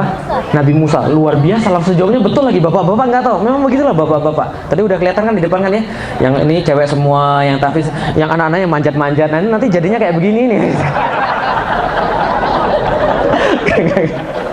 Jadi Nabi Musa itu paling banyak mujizatnya Bapak sekalian. Dan kalau kita bicara tentang mujizat, itu kan bicara tentang bukti, gitu kan ya. Mujizat itu kan bukti. Semakin banyak bukti, orang harusnya semakin yakin. Ada yang tanya pada saya begini, Sat, kenapa sih kita tuh nggak dikasih mujizat yang keren-keren kayak Nabi Musa gitu misalnya, membelah lautan. Apalagi mujizatnya Nabi Musa, tangannya bercahaya. Dan itu paling banyak mujizat itu Nabi Musa. Coba lihat, apa saja mujizatnya Nabi Musa. Sebelum dia mengajak Bani Israel keluar dari Mesir, itu sudah ditunjukkan banyak hal banget. Pernah nonton film Exodus? Pernah nonton film Exodus yang dibuat sama Hollywood? Itu sebagian kecil benar, sebagian besar salah gitu kan ya. Tapi yang benar-benar itu diambil dari kitab suci Perjanjian Lama. Jadi mereka ngambil, kalau di kita adalah kitab-kitab Israiliyat. Jadi itu masih bisa dijadikan sebagai ya untuk dibaca-baca lah. Apa saja mujizatnya? Banyak. Sungai tiba-tiba darah semua. Ketika Fir'aun kemudian disamperin sama Musa, tangannya bercahaya, itu ada di dalam Al-Quran. Lalu apalagi? Itu ada dua lahan. Jadi lahannya orang Yahudi sama lahannya orang Mesir. Lewat belalang banyak, lahannya orang Mesir habis dimakan belalang. Lahannya orang Yahudi perfect, nggak dihabisin sama sekali. Zaman sekarang itu rekayasa genetik Bapak Ibu sekalian. Nah itu pokoknya nggak dimakan sama sekali. Apalagi keluar kemudian banyak sekali kodok-kodok dari sungai masuk ke setiap pemukiman, sampai katanya kalau orang Yahudi buka mulut, dan orang Mesir buka mulut, itu kodoknya bisa masuk. Musa hentikan, Musa dihentikan sama Nabi Musa. Ketika diajak Nabi Musa itu kemudian sama seluruh orang-orang Bani Israel itu melewati sampai satu tempat depan Laut Merah, mereka diam. Mulai Yahudi pernah bilang, Musa katanya mau menyelamatkan kami. Lihat nih, di depan laut, di belakang pasukan Firaun. Gimana Musa? Sampai kemudian Musa mengatakan di dalam Al-Quran, sesungguhnya Tuhanku bersama aku. Kan gitu kan ya? Beda banget. Lah kenapa? Dia kesel sama orang Yahudi. Karena orang Yahudi itu begitu. Ketika butuh, mereka dekat. Ketika jauh, mereka mencela. Ketika ada situasi darurat, mereka nggak percaya. Maka Musa bilang, Tuhanku bersama aku. Tidak seperti Nabi Muhammad ketika dalam kondisi genting bersama dengan Abu Bakar. Apa yang dikatakan oleh Nabi Muhammad? Innallaha ma'ana. Sesungguhnya Tuhanku, Tuhan kita bersama kita. Sesungguhnya Tuhan Allah itu bersama kita. Kan gitu kan ya? Nah, maka ketika kemudian sudah selesai, diketuklah kemudian tongkatnya. Belah jadi berapa? Belah jadi berapa? 2. Yakin? 12. Menurut satu tafsir, itu Laut Merah terbelah jadi 12. Masing-masing seperti kemudian dinding-dinding yang tinggi sekali, belah jadi 12. Karena Bani Israel ada 12, masing-masing tahu jalannya sendiri-sendiri. Tidak hanya itu, dikeringin bawahnya sehingga mereka bisa lewat dengan baik. Enggak hanya itu, di antara 12 belahan itu, masing-masing belahan itu ada kerang-kerangnya gitu sekalian. Sehingga mereka bisa melihat satu sama lain. Gimana bro? Aman bro, tenang aja. Jadi kira-kira begitu. Lewat itu mereka semua. Ketika pasukan Firaun lewat, dihempas, mati semua di depan mata mereka, Bapak sekalian. Mereka memuji kebesaran Allah. Sampai di ujungnya mereka bilang, Musa, kami sudah lewat, kami sudah tidak takut lagi karena Firaun sudah tenggelam semuanya. Tapi sekarang kami aus, Musa. Diketok lagi tongkatnya, muncrat 12 mata air, gitu kan ya. Lalu setelah itu minum, ya Musa, kami sudah sekarang nggak aus lagi, tapi kami lapar, Musa. Musa langsung berdoa, dikasih manna wasalwa. Lalu mereka makan sepuas-puasnya. Makanan tuh langsung dimasak dari langit, Bapak sekalian. Manna wasalwa. Setelah makan manna wasalwa, Musa, kami sudah tidak haus lagi, kami sudah kenyang, tapi kami bosan makanya ini terus. Tolong kami dikirimkan sayur, kami dikirimkan bawang, kami dikirimkan adas. Musa bilang, kamu cari aja ke pasar, gitu kan ya. Sampai kesel begitu, tapi tetap didoain ibu sekalian. Sudah begitu, ya Musa, kami sudah makan segala-galanya, tapi kami bingung Allah tuh kayak apa ya. Kami nggak akan yakin sebelum kami lihat Allah. Sampai petir, jedar, mati semua. Setelah mati semua mereka dihidupin lagi oleh Allah. Mereka, kita tadi mati ya? Iya, gara-gara kita kurang ajar ya? Iya. Lalu kita hidup lagi ya? Iya. Masya Allah kita hidup lagi. Semua itu sudah dikasih pada mereka mujizatnya, dari yang paling kecil sampai yang paling besar. Tapi ketika Musa pergi ke atas bukit, apa yang mereka lakukan? Nyembah patung. Kurang bukti apa lagi coba? Kenapa mereka begitu? Karena mujizatnya tidak sampai ke sini. Karena mujizatnya cuma sampai di sini doang nih. Tidak cuma sampai di sini doang, imannya nggak sampai kecuali di sini doang, kerongkongan. Kata Allah Subhanahu wa Ta'ala, iman mereka nggak sampai ke hati. Ketika mereka nggak berpikir, iman mereka nggak sempurna, mereka bermaksiat. Bisa dipahami Bapak Ibu sekalian? Oke, sebelum saya selesaikan dan kita tanya jawab, pertanyaan yang terakhir. Bapak Ibu sekalian, pernah tahu monyet? Pernah tahu monyet ya? Ini pertanyaan terakhir. Kenapa berpikir itu sangat penting sekali? Oke, pertanyaan saya sederhana. Nih, sebelum bahas tentang monyet ya, Allah cuma nyuruh dua kelompok untuk beriman. Siapa saja dua kelompok ini? Siapa saja yang disuruh untuk beriman? Ciptaan Allah, di antara ciptaan Allah dua kelompok saja suruh beriman. Siapa saja?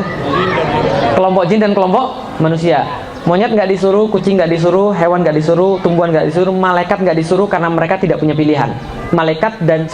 Jin dan apa kesamaan jin dan manusia? Sama-sama punya akal, sama-sama punya pilihan. Oke, kalau gitu kita lihat. Kita nggak bahas jin dan manusia, kita bahas tentang monyet dulu Ibu sekalian. Monyet kalau seandainya di depan mata mereka disodorkan setandan buah pisang sama duit 100 miliar. Kira-kira monyet pilih mana Ibu sekalian? Terima kasih Ibu sekalian. Enggak guyonan doang Ibu sekalian. Monyet pasti pilih pisang. Oke Bapak Ibu sekalian, kita coba berdiskusi sama monyetnya sekarang. Nyet, sebentar Nyet, kamu jangan terlalu terburu-buru Nyet. Ingat terburu-buru itu perbuatan syaitan Nyet. Jangan terburu-buru. Gini Nyet, saya kasih tahu. Ini setandan pisang, ini 100 miliar. Kalau kamu ambil 100 miliar, kamu bisa beli tanah di Indonesia, Masya Allah berhektar-hektar. Dan kamu bisa tanemin setiap meternya sama pisang. Kamu punya pohon pisang banyak banget. Setiap hari kamu bisa panen pisang. Kamu bisa buat kolak pisang, kamu bisa buat pisang goreng, kamu bisa buat pisang apalah, gitu, segala macam. Kamu harusnya milih ini. Kita jelasin dia sehari semalam, Bapak Ibu sekalian, tetap aja monyet pilih. Paham Bapak Ibu sekalian? Karena dia tidak. Nah makanya kalau ada orang sudah dikasih tahu, dijelasin lama tapi masih juga nggak mau taat, ya sudah kasih aja. Bukan saya bilang. Jelas Bapak Ibu sekalian? Jelas ya? Ketaatan itu karena keimanan.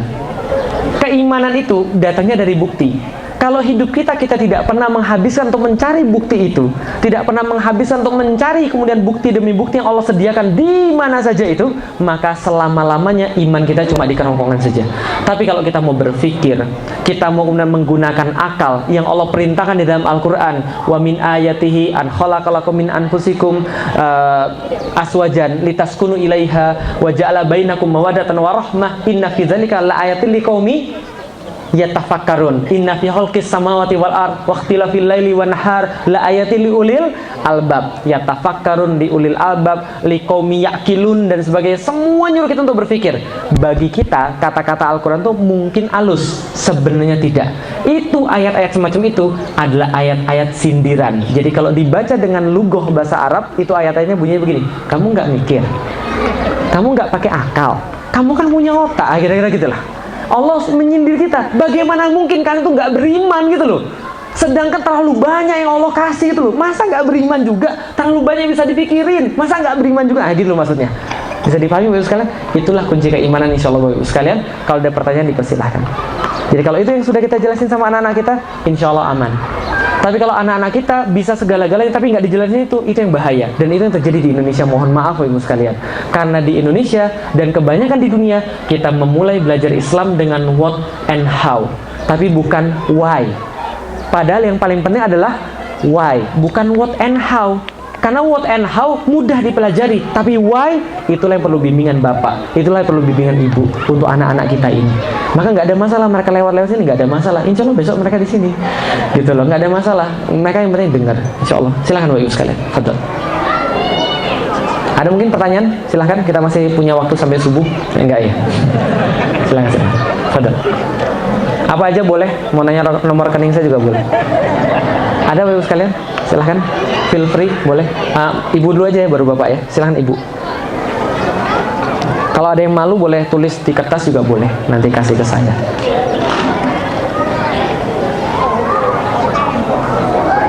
Ya silahkan. Langsung boleh Ibu, nanti saya dengerin. Waalaikumsalam warahmatullahi wabarakatuh.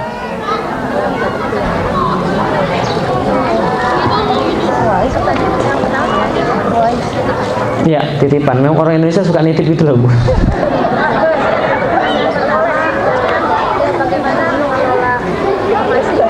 Informasi. Ya. Baik. Oke.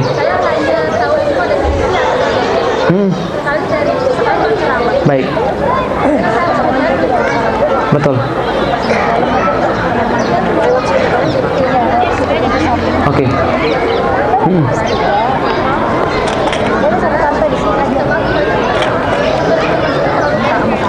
Oke. Ya.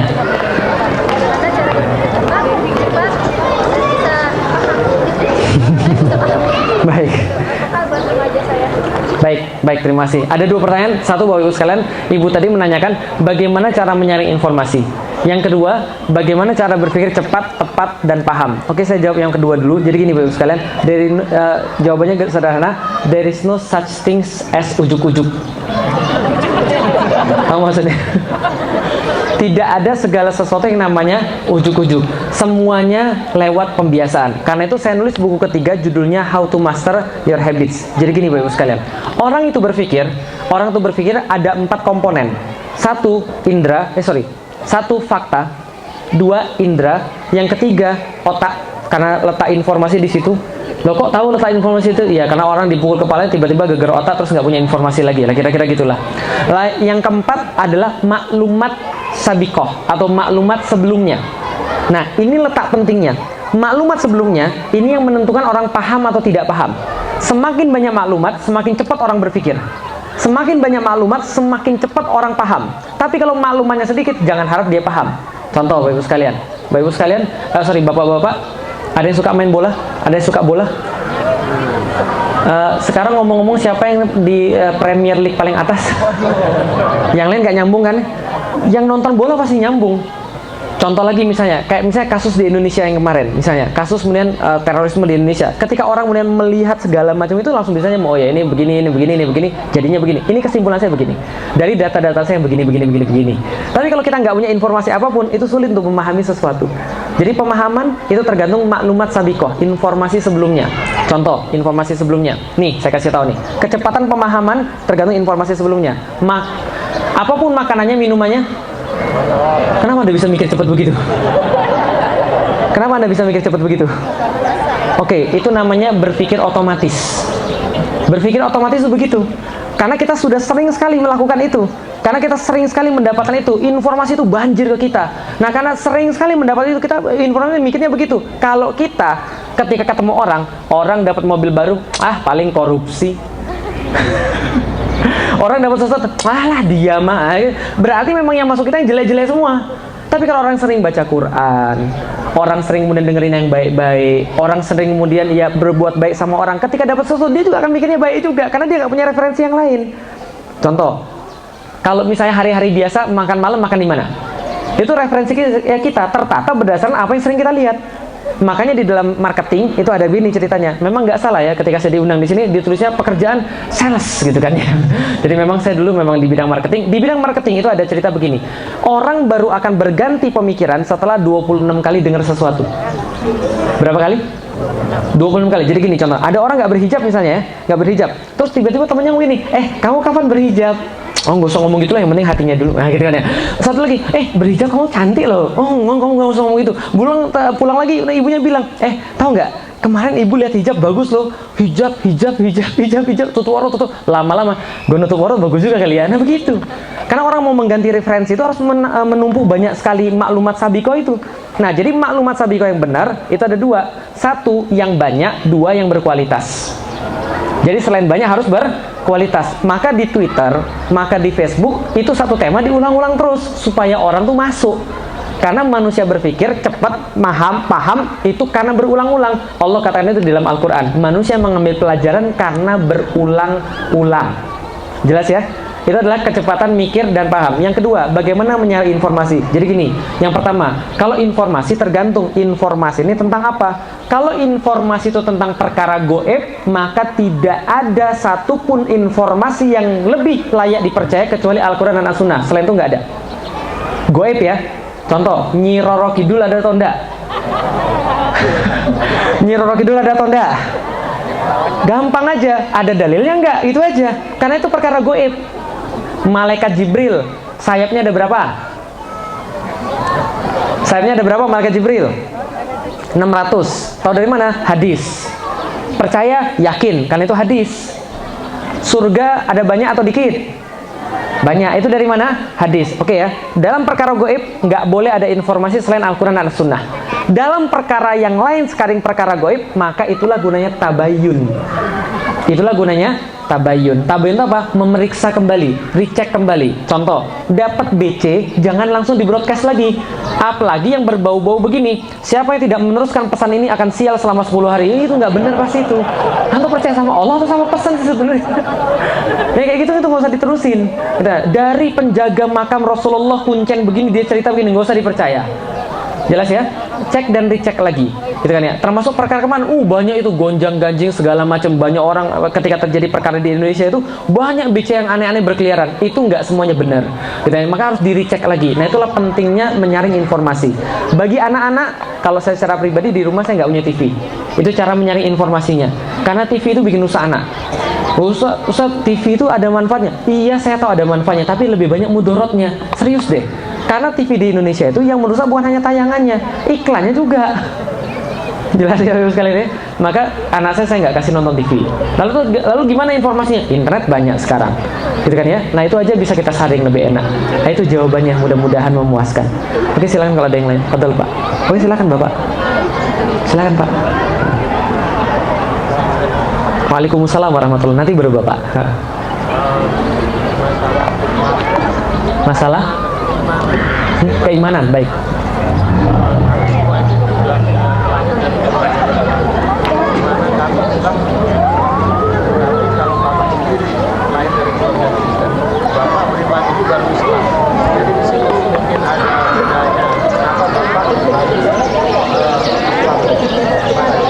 Terima kasih Pak. Bapak boleh kalau mau menyambung?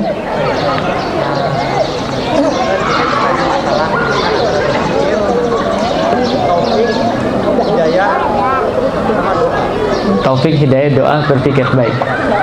Oke, baik. Baik, terima kasih. Jadi ini sekalian.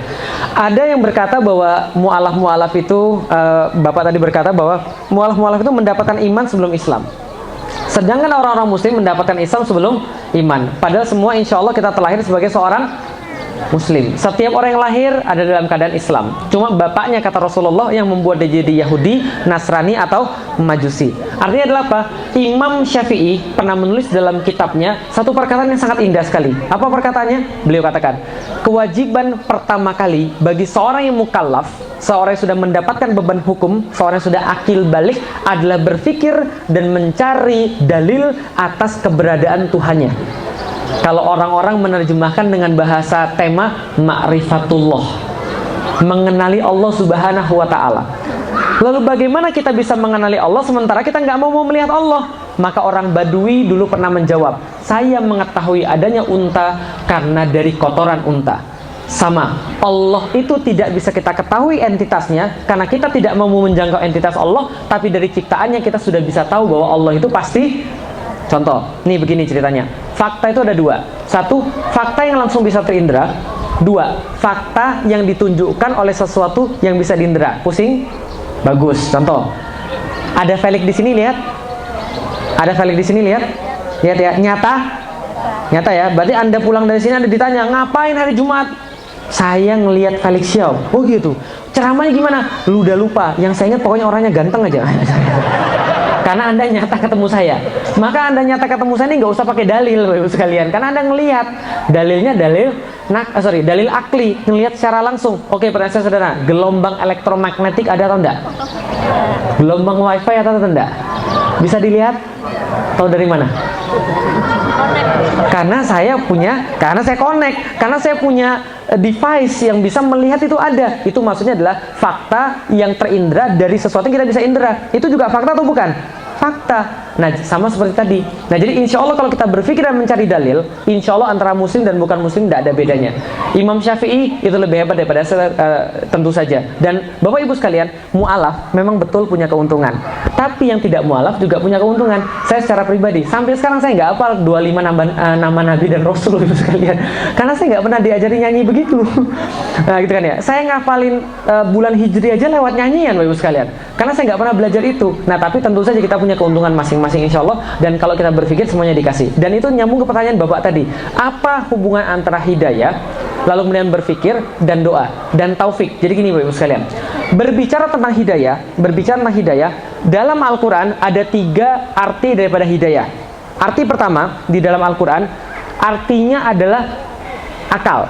Hidayatul khulqi, hidayah yang datang bersama penciptaan Allah. Apa dalilnya? Dalilnya begini, wahadainahu najdain, pendek.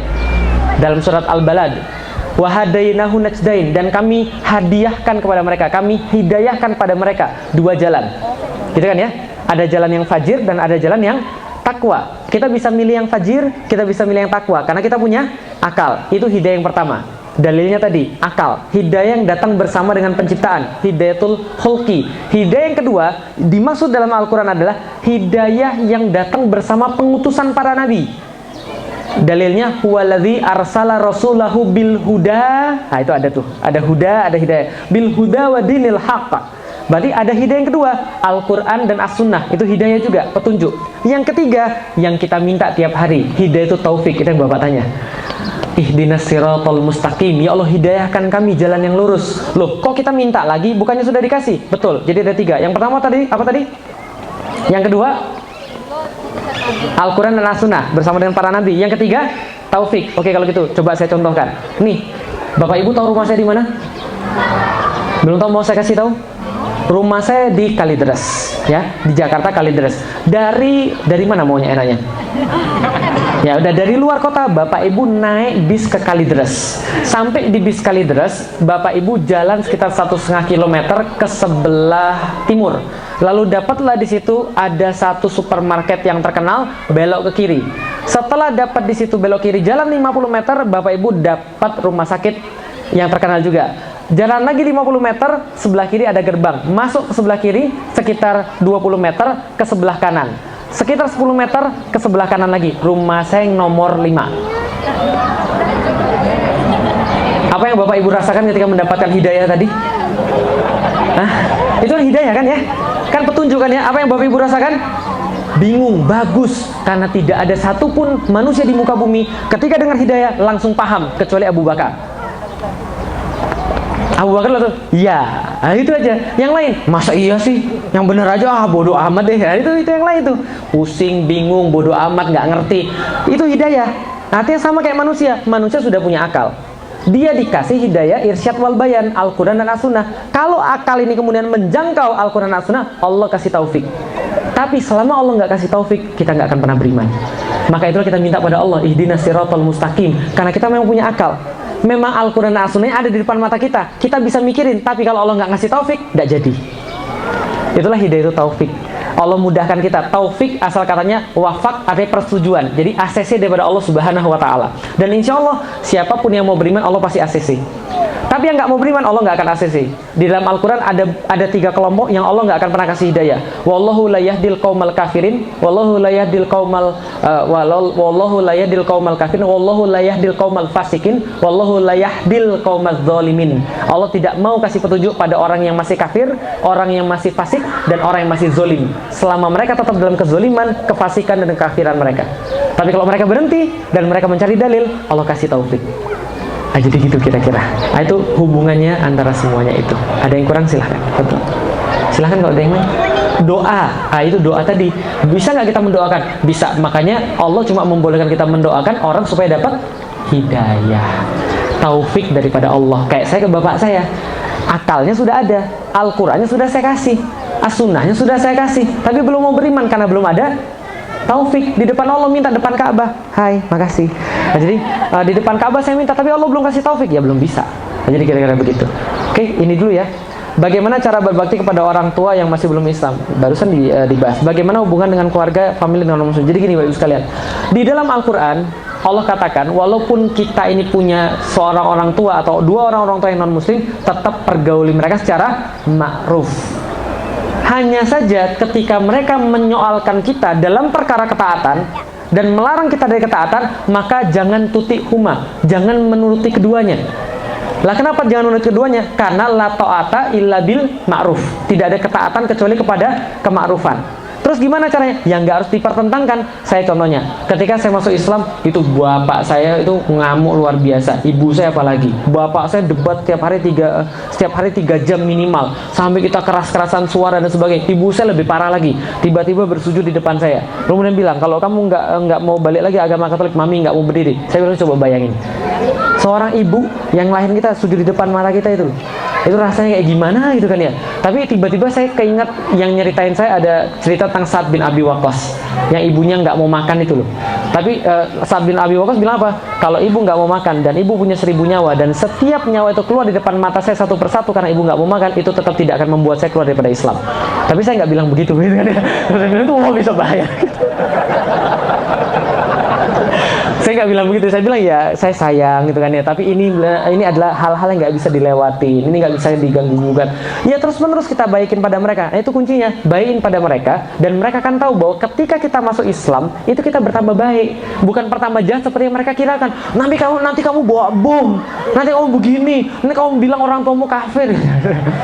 Ya segala macam lah. Ya kita pergauli dengan baik, kita bawain mereka makanan, yang nggak cium tangan kita cium tangannya, yang lain nggak bisa diandelin kita diandelin. Saya sampai sekarang begitu. Ibu saya kalau ada apa-apa mintanya saya Lik, itu ada HP terbaru gitu kan ya. Nah, itu caranya memang. Ya karena memang mempergauli orang tua itu memang harus begitu. Kadang-kadang jangankan yang non muslim, yang muslim pun bermasalah. Betul atau betul? Ada seorang perempuan, dia pakai kerudungan, ibunya nggak suka gitu kan. Ibunya bilang buka, dia bilang enggak, ini ketaatan pada Allah, buka. Ibu sih nggak ngerti, ini adalah kewajiban daripada Allah. Ibu sih bermaksud pada Allah, ya wajar aja ibunya ngamuk. Harusnya baik-baik. Yang namanya orang tua itu ya bisa jadi mereka belum paham. Yang jelas nggak ada orang tua yang mau jelek pada anaknya. Betul atau betul? Nggak ada. Cuman dia belum dapat informasi aja. Tadi maklumat sabikonya belum masuk. Coba kalau maklumat sabikonya masuk dengan bagus, enak. Ibu, jadi gini bu, boleh nggak kita ngomong berdua bu? Berdua aja, yang lain gak usah. Boleh bu ya? Ayo ke kamar. Iya. Jadi gini bu, saya mau bilang, saya beruntung sekali saya jadi anaknya ibu. Sudah diajari dengan baik.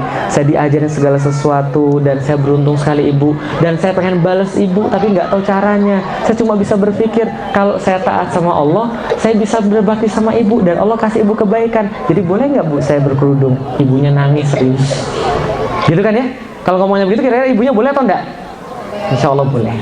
Gitu kan ya? Nah itu kuncinya. Jadi itu cara mempergauli orang tua tetap secara ma'ruf. Sekarang saya tetap mengunjungi mereka, tetap telepon mereka, tetap ada apa-apa ya dimuliakan, tetap. Jadi itu adalah dengan keluarga dan family yang non muslim. Tapi soalan yang hal-hal yang prinsipal itu harus kita jaga. Contoh, saya meyakini mengucapkan selamat Natal itu haram. Maka saya bilang sama bapak saya dulu, bukan saya tidak menghormati Natal, tidak. Bukan saya tidak menghormati Yesus, tidak. Saya menghormati Yesus, bahkan coba lihat nih di dalam Al-Quran, lebih lengkap daripada Alkitab. Cerita tentang Yesus, masa nih baca nih. Ini kita menghormati Yesus luar biasa, sangat hormat sekali. Tapi mohon maaf, kita tidak mengakui bahwa Yesus ini adalah Tuhan. Jadi saya nggak bisa mengucapkan selamat lahir anak Tuhan. Gitu ya? Ya sudah. Kalau itu kamu tetap main ke sini. Iya, tapi nggak tanggal 25. Ya tapi tetap main gitu loh maksudnya. Kita jelasin pada mereka tentang perkara-perkara. Lik, kita ikut pergi ke puncak yuk. Boleh Mi, tapi ini hari Jumat. Kalau hari Jumat, kali harus sholat. Kamu ini diajak orang tua malah banyak sekali syaratnya. Kamu kan beribadah pada Tuhan. Tuhan kan nyuruh kamu berbakti pada orang tua. Iya, memang. Tapi sholat ini adalah kewajiban saya pada Allah. Kalau saya nggak diperbolehkan, lebih baik saya nggak usah ikut aja. Udah ada garis-garisnya. mie saya nggak bisa makan babi, gitu kan ya, jelaskan semuanya kan ya, berarti besok-besok mereka ngalah. Tapi kalau kita yang ngalah dalam perkara-perkara begitu, besok-besok mereka akan punya angin untuk ngajak kita pada maksiat yang lebih parah lagi. Karena setan itu ngajak maksiat itu selalu dari paling rendah, nggak mungkin dari yang paling berat. Contoh, Lik, itu tuh ada cewek cantik, zina yuk. Setan menggoda begitu. Enggak, tapi gini setan menggoda, Lik, ada cewek, siapa tuh dia butuh bimbingan, Lik, gitu kan. Ya kan? Gitu memang. Lama-lama bimbingan jadi. Ya itu memang setan tuh begitu, dikit. Dia nggak mungkin sekali menggoda langsung parah, nggak mungkin. Nah, kita harus jelasin dulu yang mana yang bisa diatur, yang mana bisa dinegosiasikan, yang mana nggak bisa dinegosiasikan, itu kita atur dulu. Nah, jadi kira-kira gitu. Oke, silakan kalau ada yang lain, Pak. Oh, sudah waktu sholat. Baik, karena sudah waktu sholat, nanti kita lanjutkan Bapak Ibu sekalian. Assalamualaikum warahmatullahi wabarakatuh. Baik, terima kasih. Jadi ada dua pertanyaan Bapak Ibu sekalian. Yang pertama adalah bagaimana caranya kalau tadi adalah dari yang non muslim menjadi muslim, sekarang bagaimana kalau ada yang muslim tapi yang ekstrim lalu kemudian bisa bergaul dengan mereka agar mereka kembali semula. Jadi gini Bapak Ibu sekalian. Pertama-tama saya pengen menjelaskan sedikit dulu tadi tentang yang non muslim menjadi muslim. Tadi ada beberapa bapak-bapak yang bertanya, kalau saya punya teman saya itu non muslim, bagaimana agar membawa dia kepada Islam?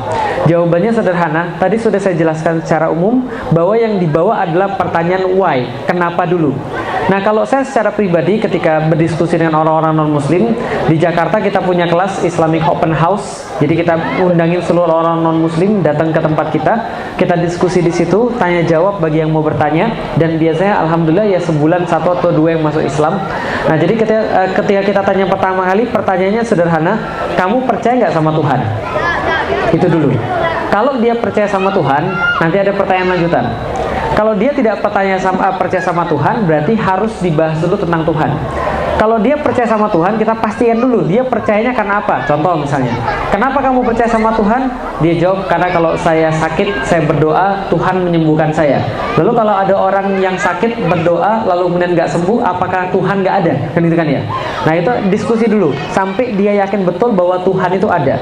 Kalau dia nggak yakin Tuhan itu ada, pembahasannya tadi tentang sains, tentang penciptaan alam semesta, tentang segala macam, sampai Tuhan itu ada. Dia yakin dulu.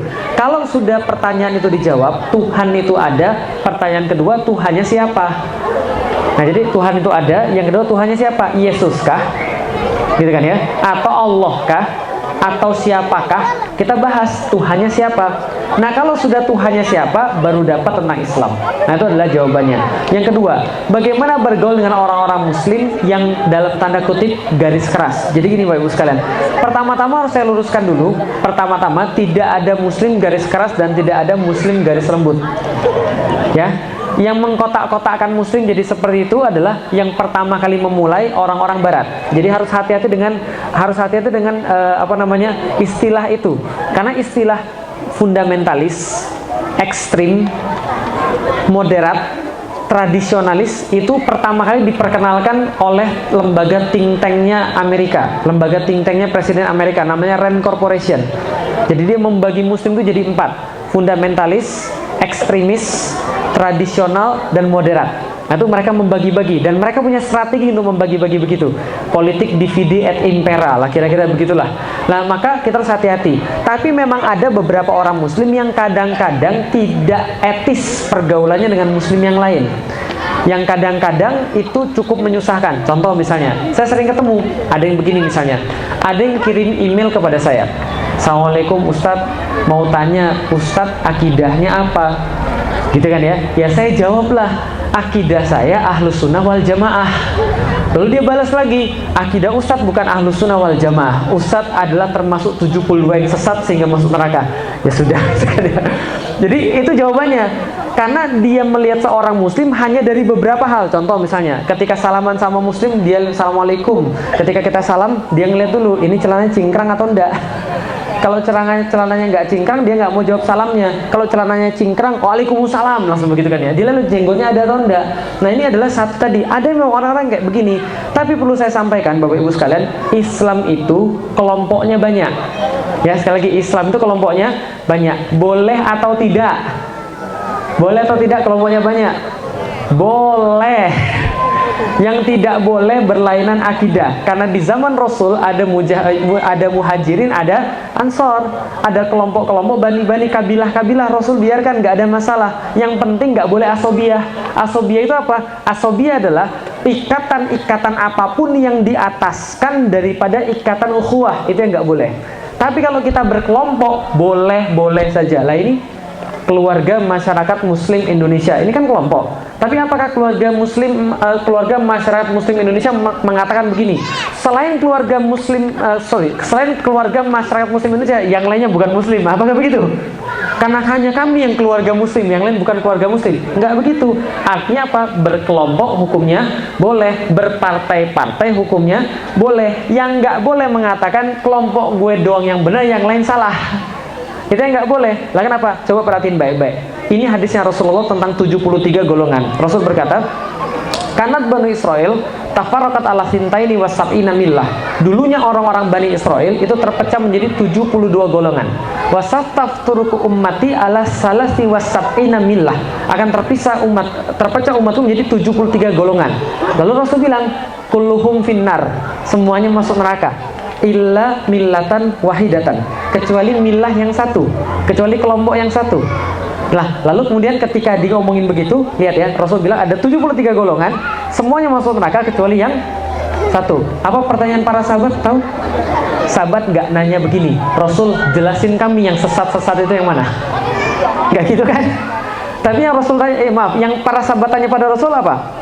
Ya Rasul, kasih tahu kami satu golongan yang selamat itu sifatnya kayak apa? Ingat, para sahabat semangatnya mencari yang benar, bukan menyesatkan yang lain. Karena bisa jadi, nggak semuanya ya, nggak pukul rata. Bisa jadi ada orang yang melakukan sesuatu maksiat karena dia nggak paham, bukan karena dia nggak tahu. Lah kalau kita sebagai orang yang tahu, tugas kita menjelaskan, dan tugas kita jangan membuat manusia lari. Kalau manusia sudah lari gara-gara kita tidak tepat menjelaskan, kebenaran nggak akan nyampe. Apalagi sudah dihina-hina dulu.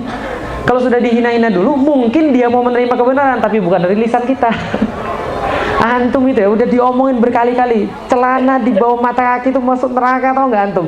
Selembar yang masuk neraka, antum nggak mau, nggak dengar hadis Rasulullah. Iya mungkin betul, tapi gara-gara dia sudah nggak seneng dulu sama kita, dia nggak mau dengar. Ini bermasalah lagi, bisa dipahami Bapak sekalian. Nah maka sikap yang paling bijak terhadap orang Muslim itu sudah ada di dalam Al-Quran. Asyidda walal kuffar ruhama'u bainahum, saling menyayangi di antara mereka. Lah tapi memang betul di antara kaum Muslim itu ada yang kayak begitu, selain dia kafir, pokoknya surga milik dia aja.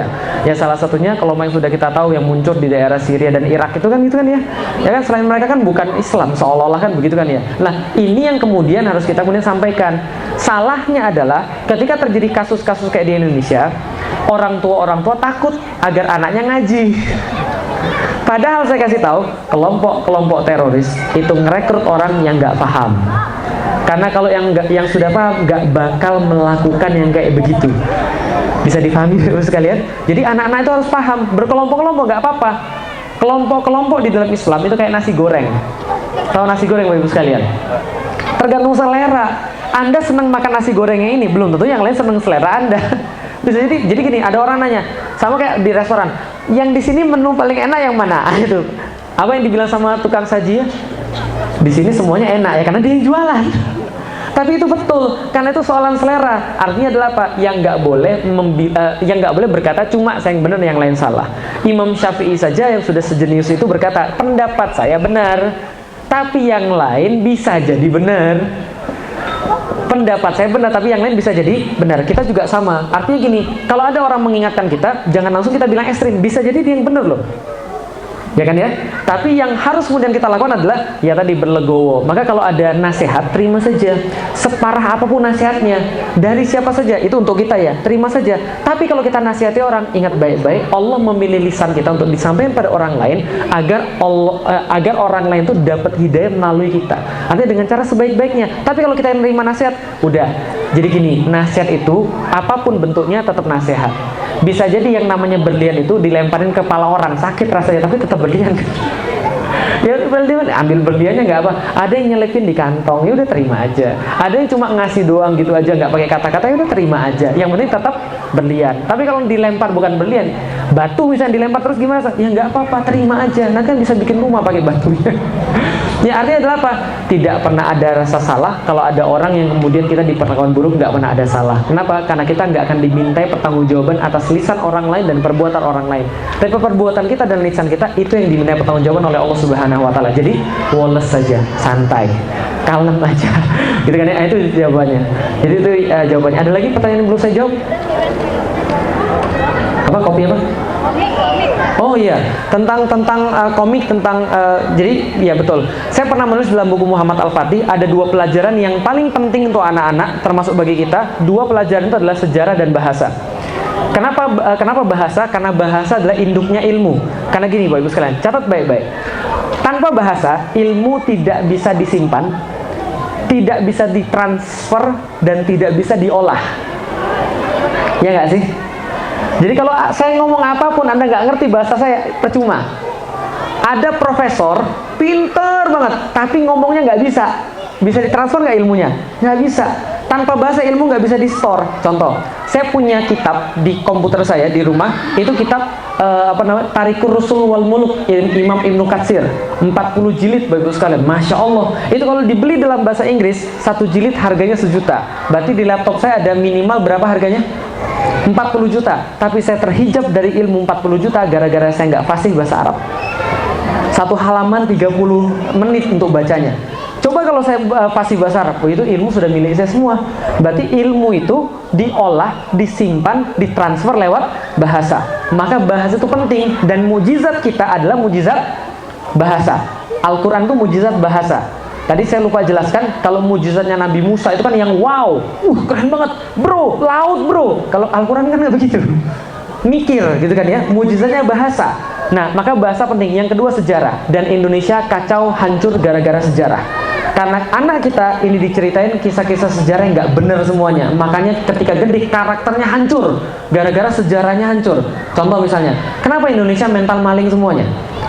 Nggak semua sih, sebagian besar. Lah kenapa? Karena cerita masa kecilnya salah. Apa ceritanya? Nih ceritanya. Anak-anak, binatang paling cerdas apa? Tuh kan. Kenapa paling cerdas Kancil?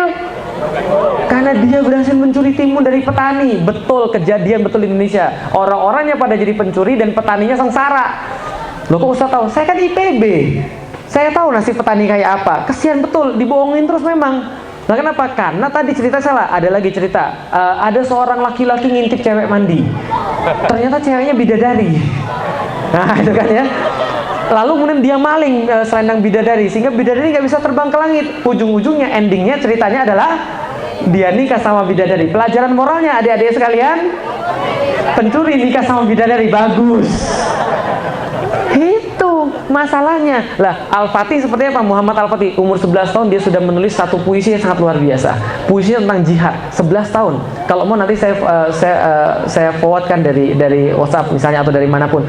Itu puisinya Masya Allah. Anak 11 tahun. Lah kenapa? Dari kecil dia diceritakan tentang kisah-kisah para nabi, kisah-kisah para pahlawan. Anak kita juga sama. Ada penelitian di Inggris cerita begini. Ada yang tahu kisah yang paling populer di Inggris kisah apa? Hah, Robin Hood? Bukan. Itu baru-baru aja. Yang paling populer satria melawan naga menyelamatkan Tuan Putri, gitu kan ya. Ini ada ceritanya. Jadi gini cerita, ada anak TK dibagi 2, 20. Ini diceritain. Ini kisahnya luar biasa. Yang satu 20 yang setengah kelas itu diceritain kisahnya begini. Satria melawan naga, berantem, berjibaku, patah tangan, patah kaki, terus dia nyerah. Kayaknya nggak mungkin ini naganya terlalu kuat, terus dia pulang. Yang kedua, berjibaku, berantem, pokoknya sampai mati, tangan patah, pedang patah, kaki patah. Akhirnya dia berhasil membunuh naga, bawa Tuan Putri pulang, hidup bahagia forever ever after. Nah, ternyata setelah 20 tahun setelah diteliti, yang 20 yang diceritain yang satria yang nyerah ini, mentalnya juga sama, cepat nyerah. Toughness-nya nggak ada. Yang satu lagi, sampai dapat tough. Memang sial banget yang diceritain kayak begini. Itu benar, itu cerita itu mempengaruhi mental anak-anak kita, karakter, sejarah. Nah makanya sejarah harus dibanyakin. Makanya saya membuat Muhammad Al-Fatih itu begitu. Nah tadi ibunya dibanyakin yang lain. Iya, ibu, saya bulan Mei kemarin sudah bukan menghentikan ya, udah mau belajar lagi sehingga saya nggak terima jadwal ngisi lagi. Kalau ini jadwal ngisinya di sela-sela ketika saya bimbing umroh. Bulan Mei saya sudah menghentikan beberapa jadwal, fokusnya ke sana. Jadi sekarang saya fokusnya ke anak-anak SMP, ke anak-anak SD, karena harus dimenangkan mereka ini. Karena ada penelitian yang juga luar biasa. Penelitian begini, Bapak Ibu, sekarang ada pertanyaan lagi. Siapa yang memiliki tempat permainan anak paling luas dan paling banyak di dunia?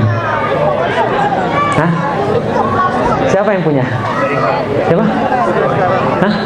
Siapa yang paling punya banyak tempat bermain paling luas dan paling banyak di seluruh dunia? Disneyland, salah. Amerika, bukan. Perusahaan mana yang punya paling banyak? Mau tahu jawabannya? McDonald. Kenapa mereka buat tempat permainan paling luas dan paling banyak? Mereka pegang satu data dan mereka sangat yakin data itu, data penelitian psikologis. Artinya adalah apa? Mereka punya satu data yang sangat kuat sekali. Anak 0 sampai 8 tahun ketika sudah terengker pada sesuatu, artinya sudah terjangkar pada sesuatu, dia akan melakukan pembelian ulang di masa depan. Itu sudah pasti. Artinya kalau 0 sampai 8 tahun kita nggak ambil, itu diambil sama yang lain. Coba tanya anak-anak kita sekarang idolanya siapa? Iron Man, Batman, Avengers. Aduh, pusing Pak saya udah. Nah, kenapa? Tokoh-tokoh fiktif karangan. Nah, itu harus diganti dengan tokoh-tokoh kita. Karena kita tuh mengambil dari idola. Nah, maka Rasulullah itu penting sekali ditanamkan. Kisah-kisah harus diceritakan setiap hari pada anak-anak kita. Dia harus kenal Abu Bakar, dia harus kenal Umar bin Khattab, dia harus kenal Khalid bin Walid. Itu untuk anak-anak kita. Nah, itu yang mempengaruhi siapa? Ibu-ibu yang berpengaruh. Sangat berpengaruh sekali ibu-ibu. Jadi cerita sebelum tidur itu penelitian juga sangat berpengaruh sekali. Jadi itu. Silakan kalau ada yang lain. Ya nanti itu akan terbit seri keduanya sebentar lagi, sebulan lagi insya Allah. Nah, silakan. Boleh. Hai. Waalaikumsalam warahmatullahi wabarakatuh. Soal kewajiban berdakwah, Ya. bilang bahwa menjadi dai itu adalah kewajiban setiap orang. Ya. Kalau kewajiban itu sesuatu yang harus dikerjakan dan dosa kalau ditinggalkan. Nah, kapasitas kita sebagai apa ya? Ya, Ibu. gimana cara kita berdakwah itu untuk menjalankan kewajiban itu? Assalamualaikum. Waalaikumsalam warahmatullahi wabarakatuh. Kan dakwah itu wajib katanya. Terus kapasitas kita kan beda-beda. Ada yang ibu rumah tangga, ada yang bekerja, ada yang dimanapun. Terus bagaimana kita melaksanakan dakwah? Jadi gini, dakwah itu nggak harus ngomong. Dakwah itu nggak harus berbicara kayak saya, nggak harus pakai dalil kayak saya, harus menjelaskan kayak saya. Enggak. Di dalam Islam bahkan anjing pun bisa berdakwah. Dan itu bisa mulia. Dalam surat Al-Kahfi, coba di mana ada cerita anjing menjolorkan tangannya, itu diceritakan di dalam Al-Quran. Cuma Al-Quran doang. Anjing menjulurkan tangannya, duduk dia di depan gua, diceritakan oleh Allah. Allah kalau menceritakan sesuatu itu pasti penting. Yang ini ditunjukkan oleh Allah apa? Bahkan anjing saja, ya, bahkan anjing saja yang menurut kebanyakan orang hina, ketika dia menemani Ashabul Kahfi, dia masuk Al-Quran, masya Allah. Anda itu siapa aja? Nah, kalau Anda berdiri di jalan dakwah itu mulia. Tidak ada yang tidak mulia. Bahkan cuma, ya Allah, cuma ngeramein gitu kan ya. Cuma BC, besok ada pengajian, datang ya sis, datang ya bro. Itu aja sudah masuk. Ketika Anda kemudian ada yang nyiapin nasi uduk, masya Allah. Ada yang kemudian nyiapin segala macam, itu sudah termasuk dakwah. Jadi jangan anggap dakwah itu cuma ngomong gini aja. Bahkan di dalam surat Yasin itu diceritakan tentang seorang pemuda yang bahkan para nabi iri sama dia. Kan ya, ketika dia datang tergopoh-gopoh dari ujung kota, lalu kemudian mengatakan, ayo para kaumku ikuti para nabi ini. Jadi dia cuma jadi ini doang, apa namanya, makelar. Saya nggak bisa ngomong, saya nggak tahu apa-apa, tapi ikutin nih orang yang tahu nih. Kamu dengar nih omongan dia nih. Kamu kok coba kamu mikir, kita diciptakan Allah. Kenapa kamu nggak mau dengar kata-kata Allah? Dia cuma ngomong begitu doang. Akhirnya apa? Dia ditaruh di tengah jalan, diinjek-injek perutnya sampai pecah. Gara-gara cuma ngomong gitu doang, kata-katanya jelek. Jadi itu kaum saking nggak berimannya diturunin 3 nabi. 3 nabi nggak bisa menyadarkan mereka. Satu orang dari ujung kaum nggak pernah pesantrenan, bapak ibu sekalian, nggak pernah belajar agama, tiba-tiba ngomong begini, Tuhanku menciptakan aku, kenapa kita nggak beribadah kepada Dia? Kan Tuhan nyiptain kita. Bagi orang-orang, lu ngomong jelek banget sini kita injek-injek, nah mati dia. Setelah dia mati, dia naik ke surga. Kemudian ketika dia masuk ke surga, dia berkata pada Allah, boleh nggak saya ngasih tahu mereka kenapa saya bisa dimuliakan oleh engkau duhai Allah. Nah itu diabadikan oleh Allah di dalam Al-Quran. Jadi di dalam Al-Quran itu cerita luar biasa. Lah kenapa dia berkata, andai orang-orang itu tahu kenapa aku dimuliakan oleh Allah dan kenapa aku mendapatkan ampunan daripada Allah, cuma gara-gara nyuruh orang ngaji. Jadi pahami Bapak-Ibu sekalian, itu orang-orang yang sudah jadi Rasul itu iri. Gara-gara apa? Ini orang nggak ngapa-ngapain, cuma ngajak orang ngaji aja, pahalanya banyak. Jadi kira-kira itu. Jadi dakwah banyak hal, termasuk pada anak-anak itu dakwah luar biasa. Bapak-Ibu sekalian, ulama-ulama besar, Imam Syafi'i itu anak yatim. Bapaknya nggak ada, ibunya yang ngurus. Imam Ahmad bin Hambal itu anak yatim, ibunya yang ngurus, bapaknya nggak ada. Artinya apa? Di dalam keluarga, bapak itu memberikan GBH, garis-garis besar haluan. Ibu itu adalah eksekusi teknis. Makanya Nabi Nuh punya anak. Nabi Ibrahim punya anak. Satunya bandel, satunya taat luar biasa. Bapaknya sama-sama Nabi. Yang beda apa? Istrinya. Betul, istrinya tuh kopian semua. Coba lihat bagaimana seorang Nabi Ibrahim punya istri Hajar. Hajar ketika ditinggal Nabi Ibrahim, coba bayangin, Hajar sama Nabi Ibrahim tinggalnya di mana? Di Syam, Syria. Lalu dia disuruh kemana? Ke Mekah. Tahu berapa jaraknya? 1123 km Bapak-Ibu sekalian. Tahu dari mana? Google Bapak-Ibu sekalian. 1123 km dari Masjidil Aqsa ke Masjidil Haram. Itu 1123 km. Jalannya berbulan-bulan. Sampai itu tiba-tiba ditinggal. Lalu kalau Anda jadi ibunya kira-kira gimana? Pak, bunuh aja saya sekalian, Pak.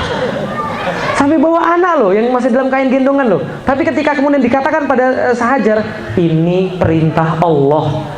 Apa kata Hajar? Kalau ini perintah Allah tidak apa-apa, pergi saja Pak. Lah kenapa? Allah tidak pernah menelantarkan hambanya. Masya Allah. Anaknya besok-besok ketika umur 8 tahunan dibilang sama bapaknya baru pulang. Itu anak nggak pernah ngeliat bapaknya. Tiba-tiba datang bapaknya galau, bolak-balik ditanya, bapak kenapa galau banget? Iya nih saya disuruh menyembelih kamu. Kira-kira gitulah. Lah kalau Anda jadi anaknya kira-kira gimana? Bapak tidak bertanggung jawab. Tapi apa kata anaknya? Masya Allah, kata anaknya persis kata ibunya. Kalau ini perintah Allah, lakukan. Karena Allah nggak mungkin salah. Persis kan ya? Bagaimana dengan anaknya Nabi Nuh? Enggak Pak, makasih. Ayo naik, ini air sudah mulai tinggi. Enggak Pak, makasih Pak. Saya naik gunung aja Pak, ini gunung tinggi, air nggak akan naik. Enggak, gunung bakal tenggelam. Enggak Pak, makasih Pak. Lah kenapa dia nggak mau naik? Ibunya juga nggak mau naik. Gitu. Nah, jadi itulah pentingnya di situ. Nah, untuk mengajarkan pada anak-anak kita. Ada yang lain silakan, betul? Ya, silakan. Ya.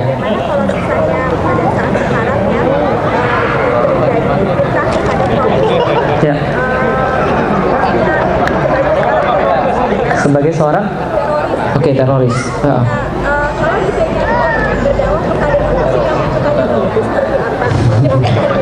Baik, bagaimana ketika kita dituduh teroris atau bagaimana kita berdakwah dengan orang-orang asing yang menuduh kita teroris? Jadi gini Bapak-Ibu sekalian, ada pelajaran yang saya sangat berhargai ketika saya berdakwah di Eropa, di Amerika. Pertanyaan mereka ketika tentang Islam, di kepala mereka itu Islam itu dua. Satu, peleceh wanita.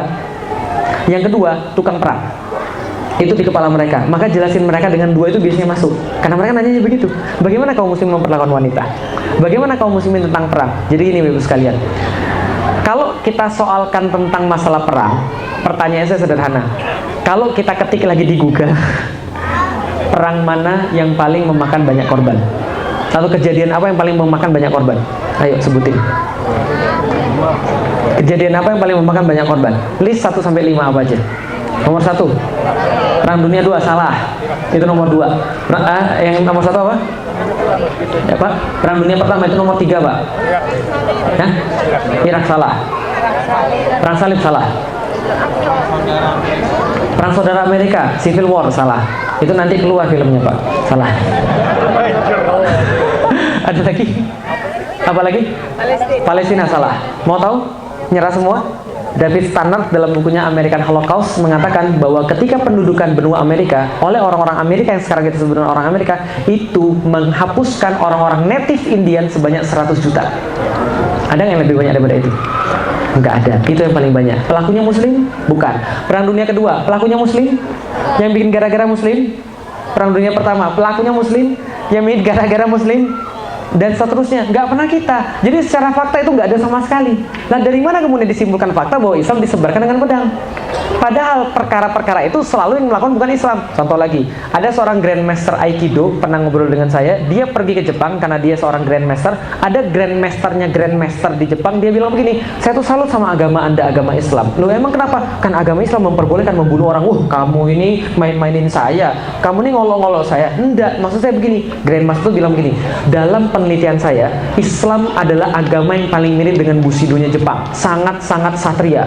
Dia bilang gini. Terus dia bilang gini, menariknya, dan hanya dalam Islam perang itu dibolehkan dan diatur, dan aturannya sangat-sangat strict. Di agama lain nggak pernah diperbolehkan perang dan nggak pernah diatur, makanya kerjanya perang. Dan kalau perang, masya Allah, ngeri. Bisa dipahami Bapak sekalian?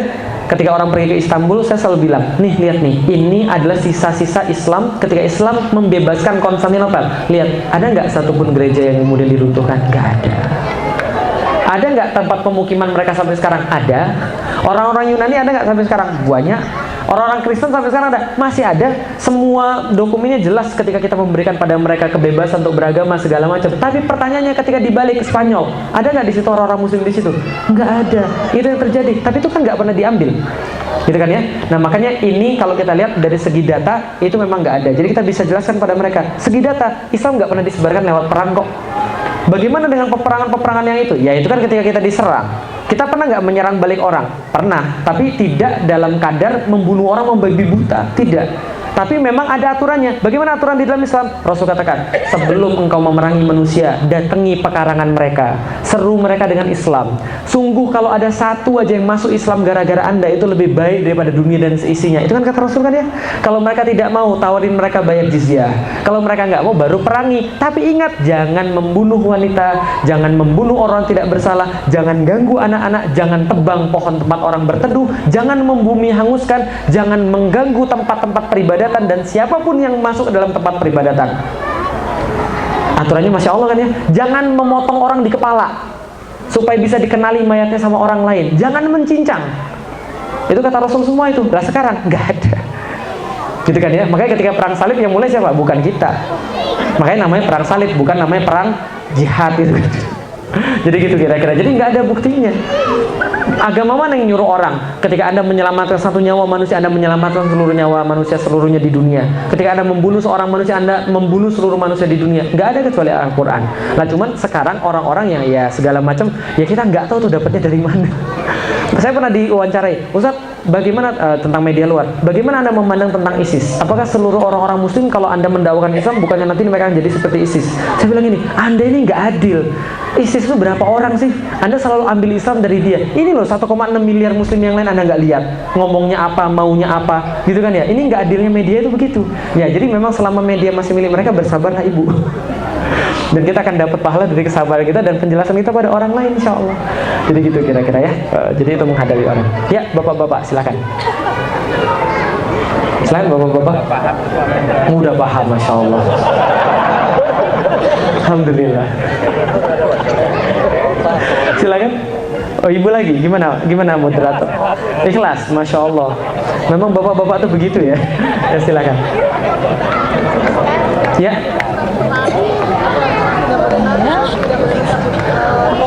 Ya.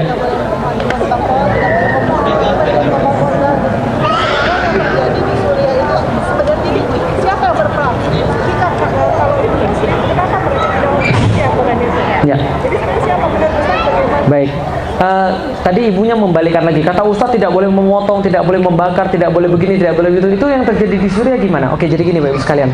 Saya secara pribadi pernah mencoba berdiskusi dengan orang-orang yang sepaham. Artinya dengan sepaham dengan perbuatan itu. Jadi mereka punya dalil dan memaksakan dalil itu masuk. Jadi kira-kira begitulah menurut mereka. Jadi gini. Kalau bagi kita kan gini kan ya. Ini Islam ya. Islam ini saling menyayangi. Bagi mereka begini loh. Ini Islam. Selain gue bukan Islam, maka jadi kepada selain gue itu berhak diperlakukan segala-galanya. Khususnya misalnya contoh menurut mereka, ini logika mereka, bukan logika saya. Jadi saya nggak pernah ngajarin begini ya, ingat ya. Ini logika mereka. Pembakaran misalnya orang, kan sudah dibilang bahwa membakar itu adalah hak Allah. Membakar itu hanyalah hukum Allah. Tapi mereka beralasan begini, boleh ketika mereka memerangi kita dan kita harus menunjukkan pada mereka tentang masalah kesombongan, izzah. Nah, itu dalil mereka. Jadi agak sulit diomongin memang, gitu loh. Jadi ini memang kasusnya begitu. Nah, pemahaman-pemahaman seperti ini keluar daripada pemahaman-pemahaman yang diridhoi oleh Allah dan Rasul dan yang dipahami oleh para ulama. Nah, itu yang perlu kita sampaikan pada teman-teman. Tapi memang ada nggak orang seperti itu? Ada. Dan ingat, terjadi yang kayak begini-begini ramenya kapan? Kita belajar dari sejarah. Karena sudah saya katakan sejarah ini penting sekali. Orang-orang kayak begini sudah ada dari dulu atau baru sekarang? Dari dulu atau baru sekarang? Dari dulu. Pertama kali munculnya kapan? Kalau yang tadi yang sholat Jumat itu diomongin sama khotibnya, katanya kan semua khotib kan ceramahnya sama. Itu kan Khawarij itu muncul kapan paling awal? Ketika masanya Ali bin Abu Thalib. Dan ketika masih Ali bin Abu Thalib kemudian dikatakan sama seorang gubernur, kita perangi aja orang-orang Khawarij ini. Ini orang-orang sudah stres ini semuanya ini. Apa kata Ali? Jangan, karena mereka itu saudara-saudara kita cuma tersesat. Lah kenapa tersesat? Kalau kata Ali bin Abu Thalib, orang-orang yang kayak gitu muncul sangat banyak sekali ketika kezoliman merajalela. Ketika kezolimannya tidak merajalela, insya Allah orang yang kayak gitu nggak ada. Zaman sekarang begitu nggak kira-kira? Jangankan Muslim, seorang Noam Chomsky, seorang budayawan atau seorang sosialis, saya nggak tahu. Tapi dia pernah bilang begini, gara-gara state terrorism itu memancing terorisme yang baru. Karena mereka belajar ngelihat sesuatu yang terjadi di dunia. Jadi ada pernah seorang bajak laut ditangkap Alexander Agung ceritanya. Kemudian Alexander Agung kemudian bertanya, kenapa kamu ini menjarah harta-harta empire? Lalu dia bilang, kenapa Anda menjarah harta seluruh dunia? Anda menjarah harta seluruh dunia karena Anda punya pasukan bagus, Anda punya opini yang bagus, Anda dikatakan sebagai penakluk. Tapi saya cuma mengambil harta-harta orang karena saya nggak ada opini, karena saya cuma kecil, saya dikatakan sebagai teroris. Saya kira-kira gitulah. Itu bagi mereka. Jadi artinya adalah apa? Ya memang satu-satunya cara adalah keadilan itu kemudian merata. Baru orang-orang ini nggak ada. Maka ketika seorang sahabat diutus untuk menemui beliau, seorang Ibnu Mas'ud diutus untuk menemui orang-orang Khawarij ini, kan sepertiganya tobat, ribuan orang itu. Gara-gara mereka bertemu dengan yang sebenarnya. Nah, kita perlu orang-orang kayak begitu insya Allah. Nah, jadi sekarang kesimpulannya apa? Gampangnya begini, itu memang kadang-kadang di luar reach daripada kita. Yang di dalam reach kita adalah anak-anak kita sekarang. Ini benar-benar kemudian diajarin akidah yang betul, dikumpulkan sama orang-orang yang lain, diajar untuk kemudian membaur satu sama lain, diajarin tentang saling menyayangi sesama muslim, bahwa ketika mereka bersyahadat itu adalah seorang muslim. Jadi tidak mengambil pendapat-pendapat yang ekstrim, bukan orang yang ekstrim ya. Jadi gitu kira-kira. Silahkan kalau ada yang naik foto. Sambun cekap. Baik, kalau sudah selesai, kalau begitu saya mohon maaf kalau ada kesalahan. Kalau baik-baik hanya berasal daripada Allah Subhanahu wa Ta'ala. Ada ya? Oh ya, terakhir silahkan Ibu. Silahkan Mbak. Ya, sorry kira Ibu. Oke, that's okay. Tadi saya kirain dari golongan ibu-ibu. Ya, silahkan Mbak.